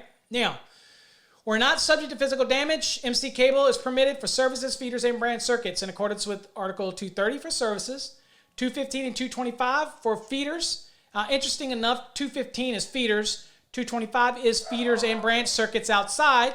And then, of course, we've got also branch circuits under Article 210, okay? And that would be for branch circuit applications. Now, type MC cable is not permitted to be installed where exposed to corrosive fumes or vapors. However, remember something we said earlier? If it's PVC jacketed, then guess what? It can be located in those environments. I'll give you a great example. In a swimming pool area, people will argue that that is a corrosive environment. Okay, but if you read how the code reads in the 2020 code, PVC jacketed material is protective against corrosion. Of course, if you read 330.12, you'll understand that. Then you also notice that it's installed in that environment, that the PVC jacket protects the armor. Okay? Go read it. People like to deny it, but it's there. All right, now, that's an example. Now, what about direct burying it? Well, MC cable can't be direct buried, obviously, either. But if you PVC jacket it and you get it rated for direct burial, DIRBUR, or it could say direct burial on it if you want to waste a bunch of ink on there, then you would do that. That could also be placed directly in the earth. Now, other things to remember when you're selecting connectors for this. Now, again, other than the fact that we're going to talk about the OD, that applies to AC, this one is specifically talking about MC connectors. And it says, the first thing is you got to know the OD of the cable. The manufacturer is going to tell you that. You also need to know the type of sheathing, whether it's steel or armor, to know whether or not you can use a set screw type or you have to use something like a saddleback or compression type. Okay, those type of things, or the push-on type. All right, so you got to know that. You definitely need to know that OD. And that's given to you by the manufacturers. Again, and they're not going to generally have to tell you which they prefer. Most manufacturers don't care who you use. But what they will say is, take our OD and find a connector that this OD falls between that range, and it'll be okay for our product. Next, the sheathing material, again, you got to know whether it's aluminum, copper, steel, or even if it's a polymeric jacket that's extruded over it like a PVC jacketed MC, because you have different type of fittings for those different applications. Now, if you're going to say, let's take a box and we're going to install it in a concrete slab, maybe it's a floor box, and I'm going to be supplying it by PVC jacketed MC, the connector that goes to it, well, obviously if it's in a slab on grade, it's a wet location, okay? Also, since it's concrete, it has to be concrete tight. Well, I need to have a fitting that's going to be concrete tight, but I also need one that's going to be rated for that application, wet location. All right. Now, some fittings might be rated for an application, but then tells you on the packaging, in order to make it concrete tight, you do something to it to make it concrete tight. Okay. That's up to you to check the actual manufacturer specifications for that fitting for your condition of use. Now, you also want to make sure that for MC cables, the connector is made and rated for MC cable. You don't want to use an AC cable or an MC cable unless it's listed for it. Next, dry location. Most of the generic MC connectors are going to be inherently okay in a dry location. Now, the reason I tell you this is because let's say that I go from a wet location and I've got PVC jacketed MC. And I come up into the wall, and then I end up going to a location where I'm going to terminate it into a box that is now in a dry location. Well, do I need a special fitting to go over that PVC jacketing in this location? Absolutely not, because you're in a dry location now. The part that was rated for a wet location is PVC jacketed, and it's in a wet location. You're now in a dry location. So you can literally strip off that PVC material and use a regular dry location connector and make that connection. Perfectly fine. So remember, the rating of the terminal or the connection is all dependent on where you're making that connection. If you do it in a wet location, it's got to be rated for a wet location. You do it in a dry location, just make sure the connector is rated for a dry location. You get me? All right. I think you get it. All right. Now, connector identification, again, to get all this information, it's going to be on the connector or it's going to be on the packaging. Pretty simple, right? Now, some things to remember, abbreviations. Normal MC cable, you might find it referred to as MCI, okay? And it's the interlock, so it's MC, Metal-Clad, I for interlocked. But then you've got the ones that use the armor, like our Smart Ground products for on-coil wire, or the MCAP for south wire, for example. Then that's the more enhanced type of armor or advanced type of armor. And that's where you'd see MCI-A, because the A means that the armor is being used as an equipment ground, right? Then, of course, you have the smooth and corrugated, and obviously this makes sense. Smooth is an S, corrugated is a C. And, of course, they do make also a flat version of MC cable. Kind of neat there, but that would be referred to as flat. What else would you call it? Okay. Connectors for type MC cable and for power and control tray cable are also suitable for use with type AC cable where they're indicated as such. Again, this takes us back to this application where sometimes they're very broadly stated that it can meet many needs. Now, I will tell you that most of the fittings that meet many different applications are going to make sure that it covers the what if of every application. For example, if I have an MC fitting, remember MCs don't usually require anti-short bushings, but since it's being used for AC cable, it might have the anti-short component incorporated into that application. I am going to give you a little hint though. Most of the time in those fittings, that bushing, if it doesn't fit down in between the conductors and the armor, then you're still going to need the inserted anti-short bushing. Okay, so be very careful with that. This simply might be an abrasion end on it for that application. That's why you see MC cables that also might have that integrated into it. Again, just be careful. There's a reason that the manufacturers have to supply anti-short bushings with AC cable. Okay, just things to think about, if you will. Now, we talked about sizing. It's very much has to do with the dimensions of the cable, the OD, and that is exactly how you're going to size your fitting. It's just that simple, okay? And also remember, if I have a fitting or connector that can handle 2 cables, then it has to be listed for that, all right? Also remember that I cannot use a set screw connector on aluminum armor, only steel, okay? Also remember that aluminum connectors are suitable for only aluminum cables unless they're marked otherwise, okay? Aluminum connectors are not permitted in concrete or cinder fill unless protected. And the manufacturer of that fitting is going to have to tell you how to do that, okay? Now, remember that concrete tight thing? Check this out. Concrete tight connectors should be used to secure PVC jacketed MC cable that is embedded in concrete to boxes or other enclosures where the connections are covered with concrete. Makes sense, right? But check this out. And some connectors are suitable for use on jacketed type MC only when they tape it, okay? And the packaging will say, for example, that these connectors will be marked concrete tight when taped, when used with jacketed aluminum type MC cable and jacketed steel type MC cable. Again, the manufacturer is going to tell you this. Relax. We don't have to overthink it. But you do have to have a little bit of the wherewithal to know when you're selecting connector to read it and understand the requirements on its listing, okay? Now, wet location connectors must be used for cables connections in wet locations. We already kind of talked about that. Again, if it transitions into a dry location, use a dry location fitting. Now, grounding. We've talked about this. This is the use of the armor. This is that MCI-A. This is that Smart Ground product or that MCAP product or that healthcare facility product, okay? And again, we're talking MC here. It says, listed connectors for use with metal-clad interlocking armor that's used as an equipment ground, okay?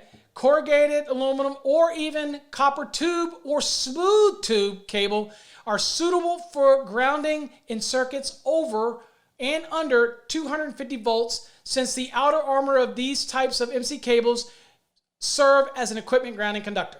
Now, remove the paint. Remove any labels. Remove any wrap that might be there, okay?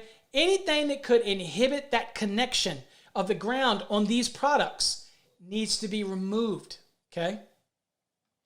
Only at the connection, though. Only at the connection. Don't go overboard. Don't get freaky on me now, all right? Now, general provisions. In addition to complying with the specific installation requirements of the NEC, okay, type AC cable and type MC cable are required to be installed in a neat and workmanlike manner. Now, this one, covered in Article 110, is real important because we don't tell you in the NEC what neat and workmanlike is. And again, neatness is in the eye of the beholder. Now, there's a NECA document that talks about this, but nobody adopts that NECA document. But it's a good document. It talks about neatness. Here's the thing. If you install the bins without bending them too tight, if you make the connections properly, if you run it and it's going to be in a wall, you might not like it. You might have an opinion that that looks sloppy. But is it going to get the job done? Yes. Neatness is something that is very hard to enforce in the code, even though it's a statement made in the code, okay? And every jurisdiction might treat it differently. My thing is, if you don't overbend it, you don't break the rules that are NEC, you install it in conformance, you don't exceed more than 360 degree worth of bends, for example, between pull points and raceways and things like that. If you do it all this way, beauty is still in the eye of the beholder. If you're an inspector, for example, and you fail something because of the neat and workmanlike provision, you better be prepared to back it up. That's all I'm saying, okay? I love neat work. And I think everything should look neat. And we have an idea what we think neatness is. You with me? But we got to make sure that we do that accordingly. Okay? All right. This is an example of some pretty darn neat work. Okay? Spaced out well, not too many cables grouped together. Just, securing it in accordance with the National Electrical Code. If it's MC cable, it's not more than 6 feet between secure points in this case. Good to go. Everything looks good here. Now, exposed work according to the following conditions. Now, again, AC versus MC, when we're dealing with exposed work. Unless otherwise permitted, closely has to follow the surface of the building, finish, or on running boards, kind of like what we do on NMB. Okay? So, again, closely following the finish. Again, following along the perimeter of the building, everything like that, it can be exposed. Again, if it's subject to physical damage, we have to protect it. But again, it can't traverse like a trapeze, okay? It's got to be following the building surface. You with me? And if it doesn't, then I'm going to have to put it on a running board, okay? It's just a flat piece of wood, and I mount them to it. Now, MC cable, it's got to be installed in a neat and workmanlike manner, okay? Now, incidentally, you can also get this document from the NACMA website. And again, it's free. Great information to have on site and to utilize it. We recommend it all the time. I'm just covering the top surfaces of it.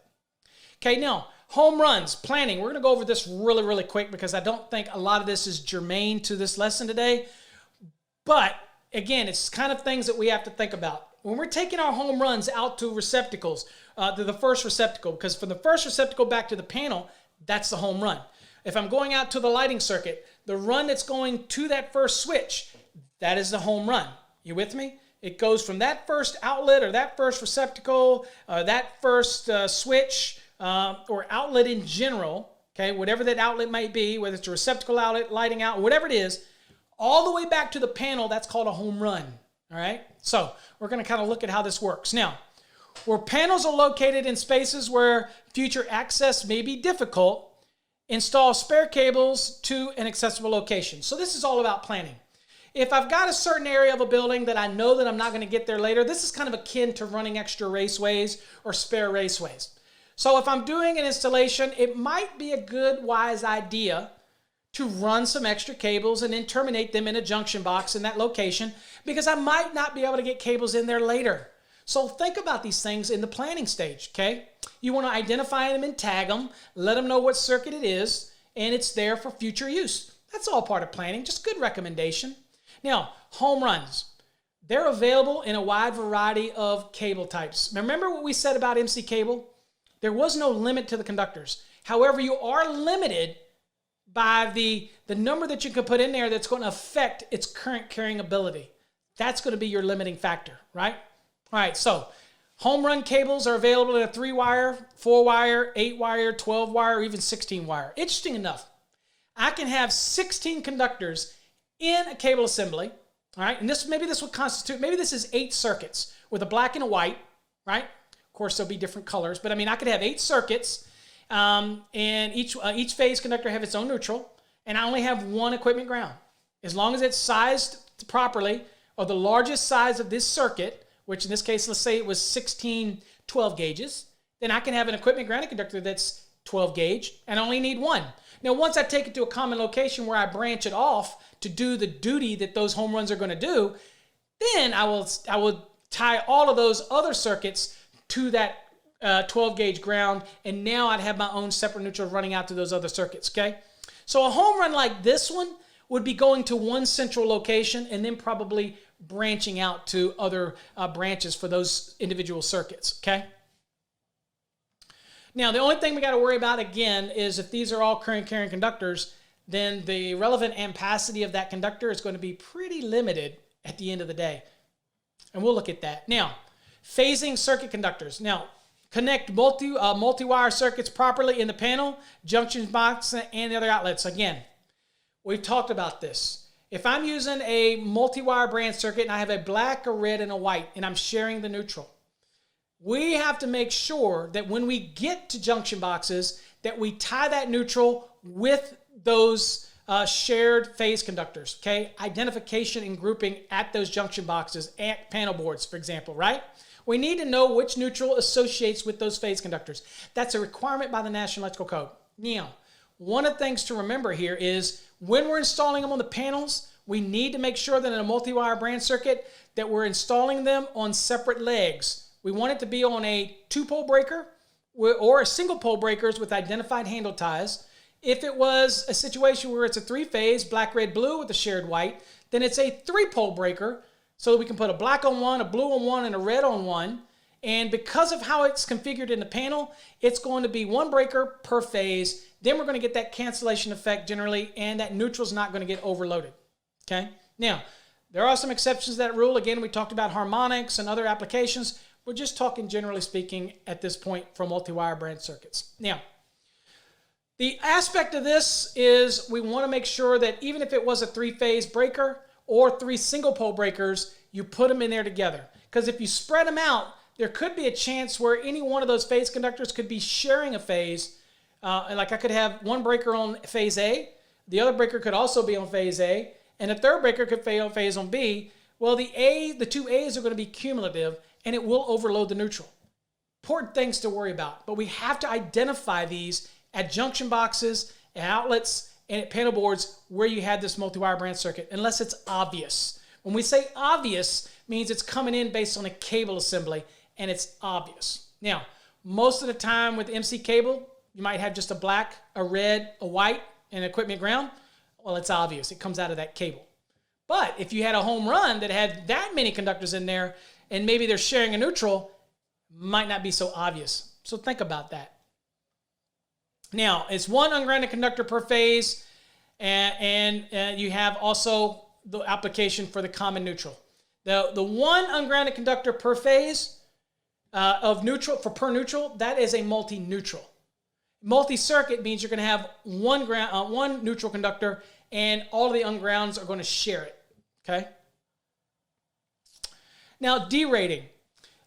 Again, we're going to use references here that are in the 2017 code. It has changed for the 2020 edition. Instead of being 31015B2A, then it's going to be different when you're dealing in the 2020. It's going to be 31015C. Okay? But don't worry. We're going to follow the 2017, and we'll just kind of roll with it. So table 31015B2A in the NEC, it says generally applies where the current carrying conductors in a cable exceed 3. So if I have a cable and I have 3 current carrying conductors or less, then it's not going to apply generally to this rule. Just stick with me, I'll explain. Now, it also says where they're bundled in longer than 24 inches without maintaining spacing. So basically, people taking and gather them all together. Okay? All right. Just work with me now. Okay? So, again, single cable, doesn't exceed 3. Then there's no, nothing to have to deal with this. But if it's going to be bundled together in 24 inches or more without spacing, then I have a worry something. Let's look at it here. So, number of conductors, 4 to 6, 80% reduction.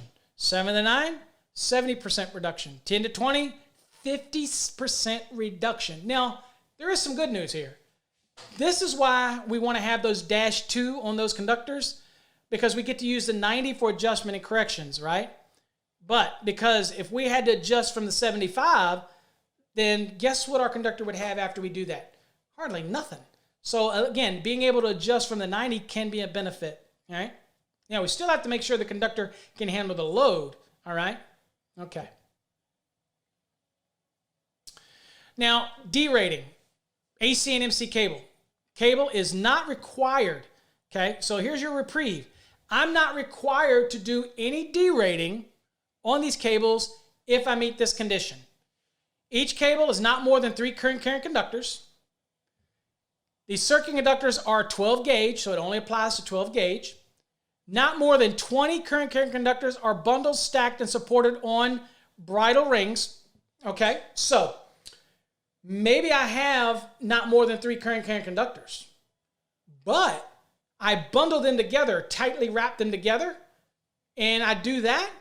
Then, if that's the case, I would add up the individual conductors, and if there's not more than 20 of them, then guess what? I don't have to apply any demand factors to them. Lastly, if you apply a 60% derating or demand factor, we'll call it derating, where more than 20 current carrying conductors, okay? So maybe I'm bundling them, and I add all the individual current carrying conductors up, and I have 21.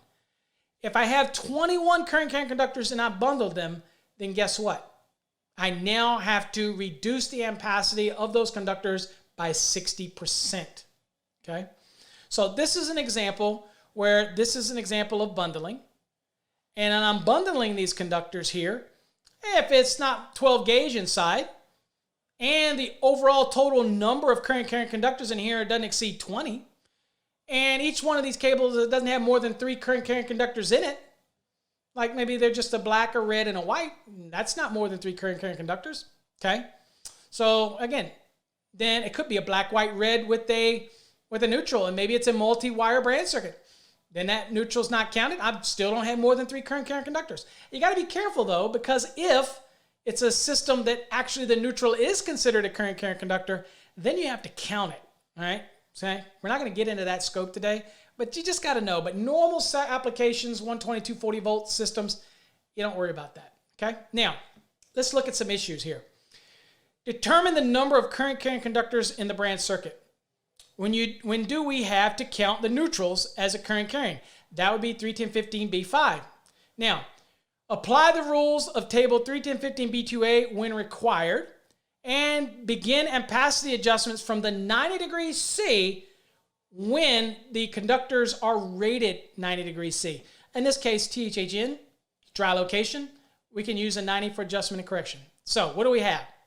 We have 8 cables. It's a home run. We have 8 3-wire cables installed longer than 24 inches. Okay, so they're bundled longer than 24.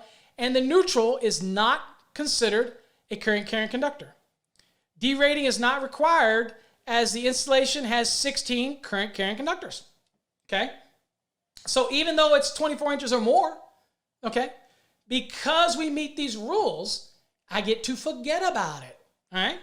So again, 3 wires installed, so I don't have more than 3 current carrying conductors, right? It didn't state whether they're 12 gauge. We'll assume it is in this case. And then, of course, it's not more than 16. It's not more than 20. It's only 16. So I ignore it. Not a problem. Now, let's look at this one. We have 8 cables. Now, these are 4-wire cables, and they're bundled longer than 24 inches, and the neutral conductor counts as a current carrying conductor. Well, if that's the case, then it's 4 times 8. We have 32 current carrying conductors. Now, because of that, since we have 32, we're exceeding the 20. So now immediately we jump to the 60%. So 30, okay, times 0.6 equals 18 amperes. Where do we get to 30? That's the value that we're utilizing under the 90-degree column, okay? And again, we're assuming that we're dealing with 12 gauge here. Now, that means that the new allowable ampacity, which also I'll remind you, the term allowable no longer appears in the 2020 National Electrical Code. It's gone. We don't use that term anymore. For all intents and purposes, this is the ampacity now. It's 18 amps. So we keep that in mind. Now, what do we talk about this neutral? When do we actually count that neutral? Okay.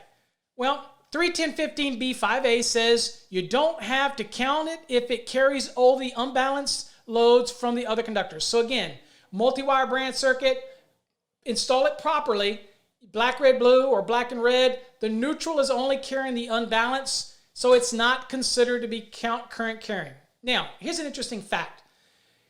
If I have a black and a red and I'm sharing a neutral, what's the maximum, if you do it right, what's the maximum current that could be carried on that neutral? Well, let's look at it. Let's say that it is a 15 amp branch circuit. So it's 14 gauge for this argument. So I have a 15 amp breaker and a 15 amp breaker. Okay.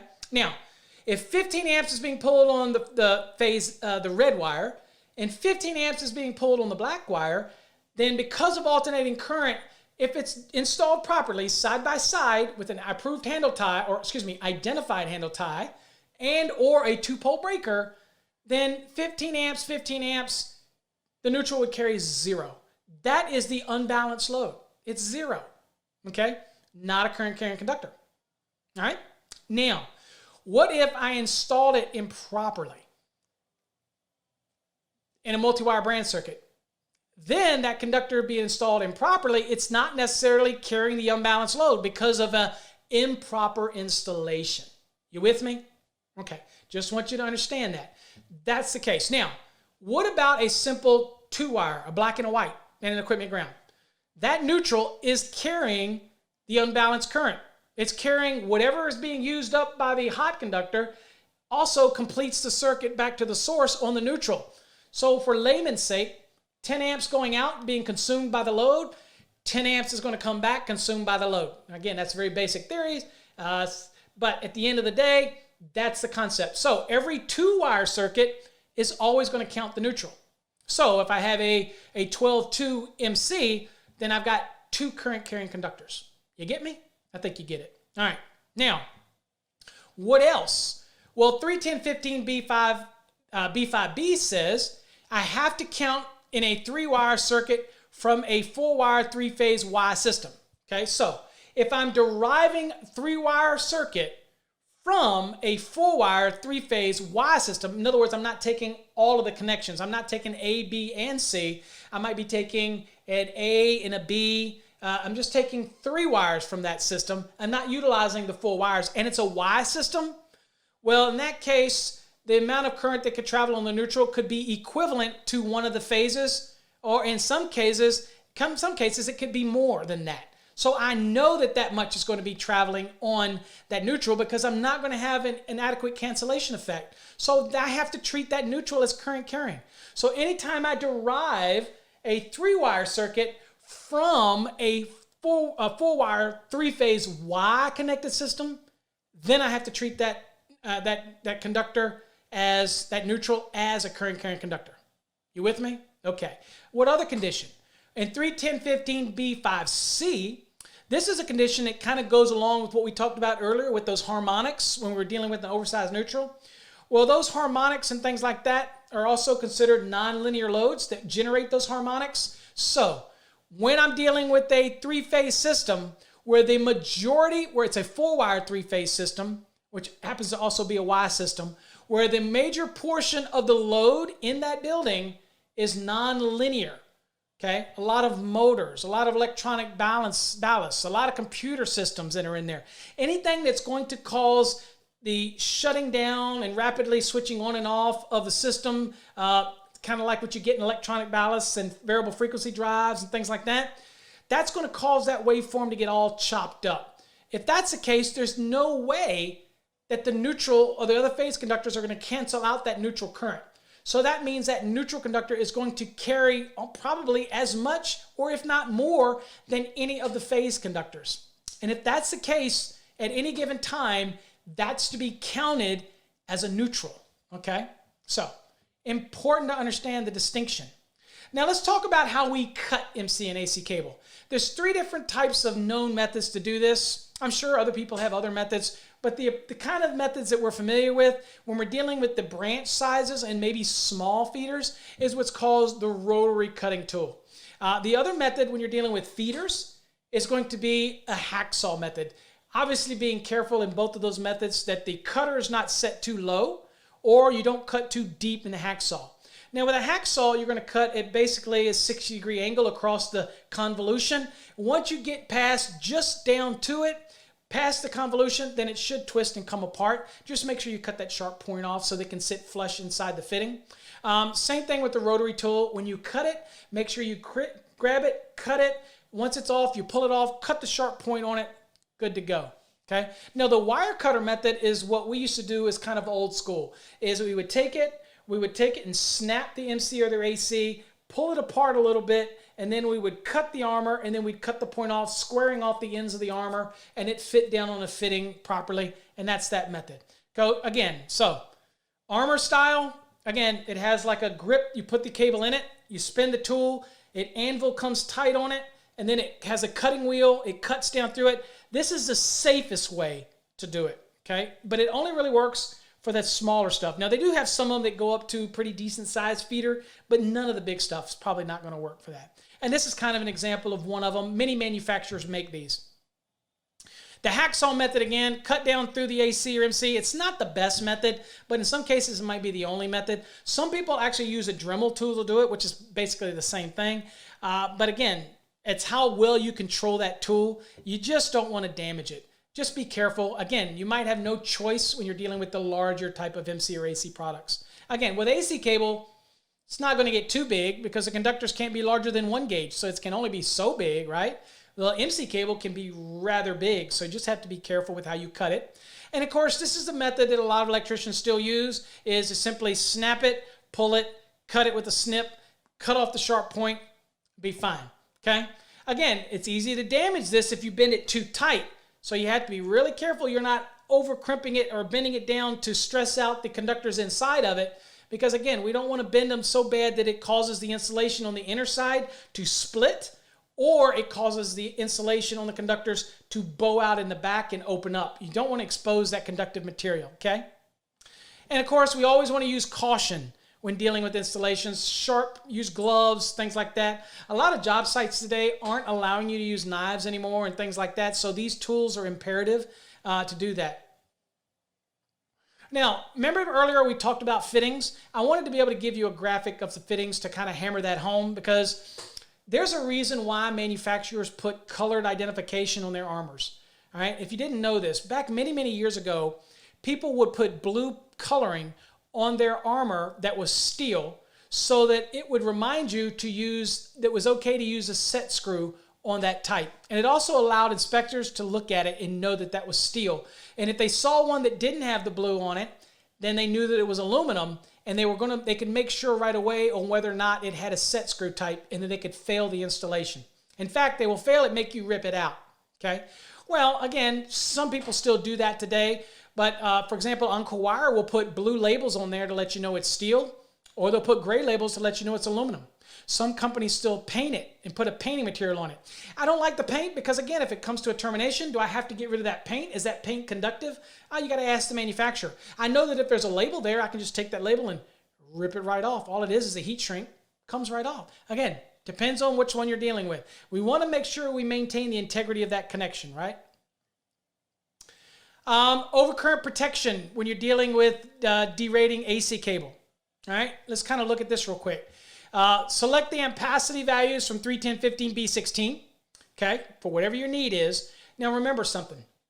In the 2020 code, it's now 310, 16, okay? This is 2017 code language. Now, other rules that you have to think about is 240.4D. That's called the small conductor rule. So that is a general rule where 12 gauge has to be protected by a 20 amp device, 14 gauge by a 15 amp device, 10 gauge by a 30 amp device. That's your general rule. Of course, we have some exceptions to that when we're dealing with HVAC systems or we're dealing with motors as well. We all are familiar with that rule. But again, general rules, small conductor protection rules. Now, derating where more than 3 current carrying conductors are bundled. So if I have more than 3 current carrying conductors and I bundle it, then I'm going to have to do some derating applications, okay? Now let's look at it this way. This is AC cable, 14 gauge, 12 gauge, and 10 gauge. Here's your 90 degrees C ampacity value, again, that we can use for derating. Here's your small conductor protection rules. We're protecting a 14 at 15 amps, a 12 gauge at 20 amps, and a 10 gauge is 30, okay? All right. So in this case right here, where we have 20 wires, okay, and we're dealing with an application where we're equal to or greater than that, then we have an application where we're going to deal with, where we're less than that, I guess, then it's going to be good for 30 amps. So we can start from 30, okay? Now, again, that's the application at 90 degrees C. Now, where we have greater than 20, that's when we have to apply the application and say, now we have a conductor that immediately has to be affected by that 60% rating, excuse me. And so that takes a conductor that might go down to 18 amperes, okay? All right, so all these type of things to remember. And once you dump it into thermal insulation, then you have these ratings that you have to be aware of as well, okay? Now, just generally talking general, go watch my derating demystified to get more information on this. Now, MC cable is exactly the same thing. Here you see that 14 gauge is rated for 25 at 90, 12 is 30, and 10 is 40. Again, same small conductor rules, and you have the same rules here that are applied, okay? So, again, all these type of derating applications that will come into play. Now, talking about fishing. Fishing is, again, where we make a hole in the wall and we'll drop a cable down the wall to maybe an old workbox, okay? In that case, it's perfectly acceptable to fish MC cable or even AC cable in the wall. I don't have to worry about securing it in the wall, but it does secure at the old workbox, and it is secured at the last point before it goes into the wall. So in that scenario, it is okay to fish it down the wall, okay? Not a problem. Now, when we're going through fire-rated assemblies and fire penetrations, again, the walls, the ceiling, and floors, whatever it might be, are going to have a fire-resistant rating on that. You have to follow the manufacturers of the fire rating details, okay? And they will tell you how to configure your cables, what kind of compounds you have to use, You might have to buy a special device that goes in the wall that then you put your cables through, and then you seal it with some sealing compound. All of these fire rating details are available in the UL Fire Resistant Directory, and you can get this from things like Hilti, from UL, 3M might have some products. All of those will give you what you need to know in order to maintain the rating of that assembly. Okay, and here's an example where it looks to me like this is more of a fire stopping, where it's moving from a vertical to a horizontal position, and we don't want to have smoke or flames to propagate through that location. All right, now, boxes and fittings, dealing with AC cable. Obviously, all splices have to terminate into a box or other suitable fitting. The other thing to remember is sometimes we do what's called transitions between one wiring method to another wiring method, and that transition has to be done in boxes, or it has to be done in a listed suitable transition fitting, okay? All right, so the connectors or the fitting must protect the conductors from abrasion unless the design of the outlet box or the fitting is actually provided for that, okay? That's abrasion. We're not talking about an insulated bushing that required to go between the cables. This is the fitting and that little abrasion that might take place, okay? Fittings with direct bearing screws can only be used in steel. We get that. And insulated bushings are required. So again, there's a difference between the abrasion bushing that we talked about earlier and an insulating bushing that be required between the insulated conductors and the armor, okay? That's the anti-short bushing. AC cable with an insulated equipment ground conductor is suitable for an isolated ground circuit. Obviously, we talked about that earlier. The armor of AC cable does provide, okay, for a effective ground fault current path in AC cable, okay? And if I use an isolated ground and I put an insulated one there, now I have that insulated ground, or the isolated ground path as well. 2 paths, right? Okay.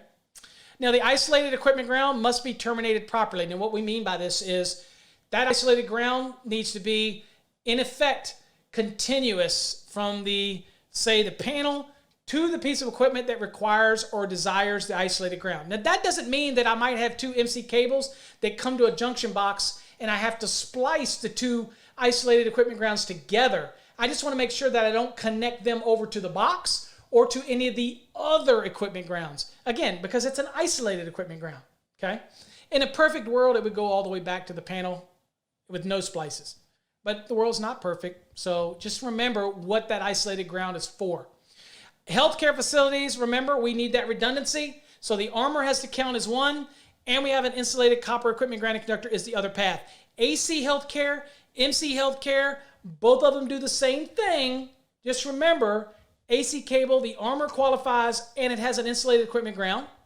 And MC cable, it has to be the smart ground product or the MCAP type product where the armor is used as an equipment ground, and then you have the insulated equipment ground inside of it.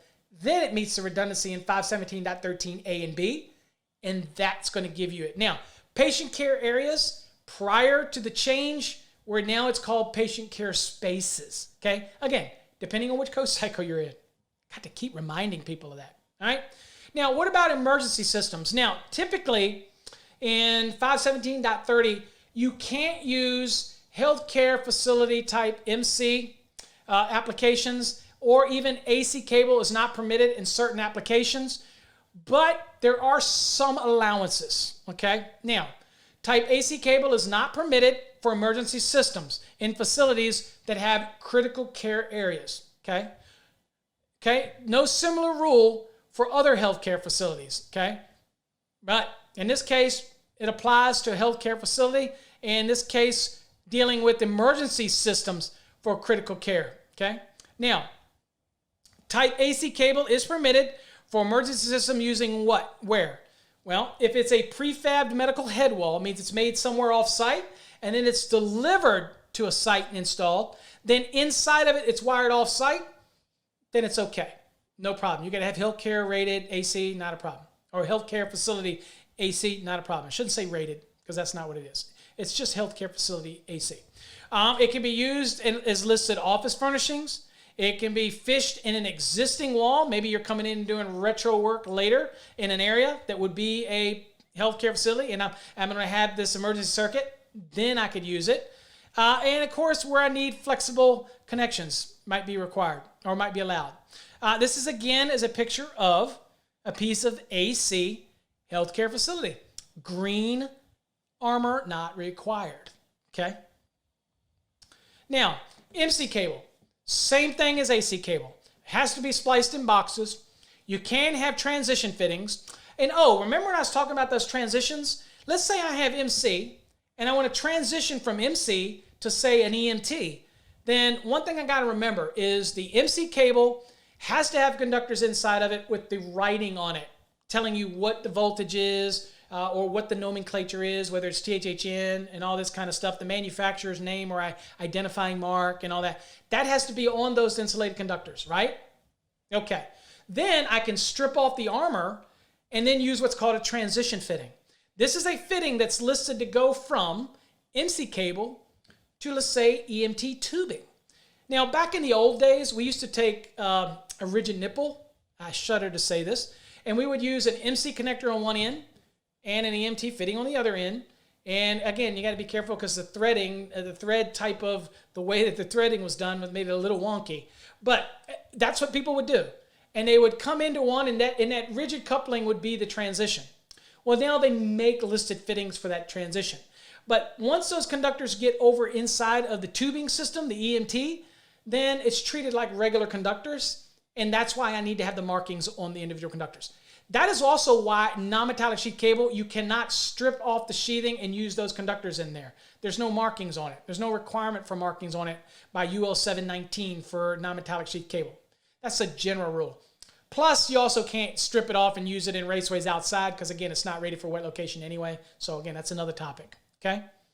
All right, so the fittings must protect the conductors from abrasion. That has to be inherent in the fitting, okay? Again, I can't use a set screw style on anything but steel. And insulating bushings between the conductors and the armor is not required. Not to confuse, again, that with an abrasion, something that's put on there on the fitting for the abrasion. That's when you see those fittings that already has it built into the fitting. That's for abrasion. They built it into it, okay? But you have some fittings that might not have that, but the nature of their design would be okay, and it's not going to allow, maybe it's a rounded or a smooth ends or something like that, okay? But just remember again, AC requires that insulating bushing between the conductors and the armor. MC does not, okay? Now, isolated equipment grounds, again, smooth and corrugated armor with an insulated equipment ground. That one that's insulated is going to be the isolated ground. Remember, the smooth and corrugated, the armor itself is an equipment ground. When it comes to interlocked, if we have the smart type of product or the enhanced or advanced type of product where the armor can be used, then we put inside of it an equipment ground and conductor, and then that can be used as the isolated equipment ground. We also could have an MC cable with two insulated equipment grounds in it. One is green and one is green with a yellow stripe. And there we would have the isolated equipment ground and a normal equipment ground. All of this stuff is permitted by UL 1569. Now, healthcare facility applications, again, talking MC, same as before. The armor has to qualify, so it's got to be that enhanced or advanced type of armor on the MC cable, and then you have the insulated equipment ground and conductor in it. And again, smooth and corrugated already qualifies on the actual armor. So for the interlocked, it's got to be that more enhanced one that we've been talking about. Now, it also cannot be used for emergency circuits that are in critical care areas unless it meets some of these allowances here. And it's the same as the AC. If it's in a prefab medical head wall that gets made off-site, let's say from some other company, and it gets delivered, done, or it's a listed office furniture that's being installed in there, or fished into a wall after the fact, or if it's necessary for flexibility for whatever connection, I'll let you in the jurisdiction work that out. But if that's the case, then it would be okay. Look, let's not forget that any other application in a healthcare facility can use regular MC. It's only the patient care spaces or areas that require the more enhanced healthcare facility MC or AC.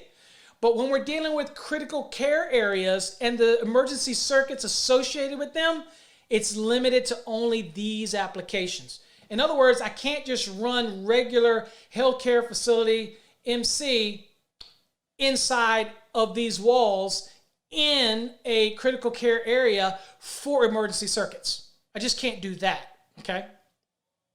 All right.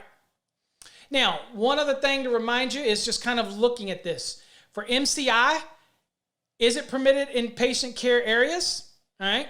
Well, other patient care areas, like say the lobby or hallways or something like that, perfectly fine, because that's not a patient care area or space, right? So I can use regular MC anywhere I want with a bare or an insulated equipment ground. No harm, no foul. Okay, maybe offices in a healthcare facility, perfectly fine. Now, when I'm dealing with those patient care areas, or like we have in the 2017 or 2020 code, patient care spaces, if we're dealing with those locations, then can I run it in that application? I can't have it even for normal circuits, and I most certainly can't have it for my critical or life safety. Okay, either or. All right. Now, what about MCI-A? All right, that is the more enhanced one where the armor is used, okay, as well as the fact is I have an insulated equipment grounding conductor inside of it. All right, so I got those two paths. Can I use it if I want in other than patient care areas? Absolutely. Okay. Can I use it in patient care spaces and for normal circuit applications? Absolutely. Can I use it in critical and life safety applications? Absolutely, under those conditions that we just talked about. Okay. Now, terminating MCI-A. Again, this is the advanced stuff. I already told you how to do this. Cut off your armor using a rotocuttery tool. That's the best way to do it because this is usually smaller sizes. Remember, it's not going to be bigger than 6 gauge anyway for these type of products. The conductors won't be. So usually it's going to have that. You cut it, you rip it off, you bend that aluminum grounding / bonding conductor 120 degrees back. You take a pair of cutters, you reach in just inside the inside perimeter of that cable, snip that bad mamma jamma off. Okay. Select the proper fitting based on the OD of the cable, and then you simply put the fitting on there. And this is going to be an MCI-A fitting. Again, think of the A as advanced. In other words, it's been tested to work with that armor and that metal box. It works as a system. And that's why you have to have an MCI-A fitting anytime you use one of the enhanced MC products. Now, the only thing we're going to deal with when it comes to hazardous classified locations, again, there's many different ones here. The only thing I'm going to deal in is telling you that areas of occupancy, so in industrial establishments with restricted access to the public, with that application, in a Class 1 Division 1 area, you can use what's called MCHL. HL stands for hazardous locations. But remember, industrial establishments with restricted access to the public. Okay? Now, that was a teaser to tell you there was many more. There are other applications that you need to look at in 500, 501, 502, and 503. But I'm going to let you do that work. If you want more information in this document or you want to get your copy, go to NACMAonline.com and download it. Okay? So hopefully you got something out of today's presentation. We just touched the surface. Hopefully you get something about it. If you have any questions, you know what you can do. You can email us at info@masterthenec.com. And I'll be more than happy to answer those questions. Until next time, folks, stay safe. God bless. Shut up and sit down.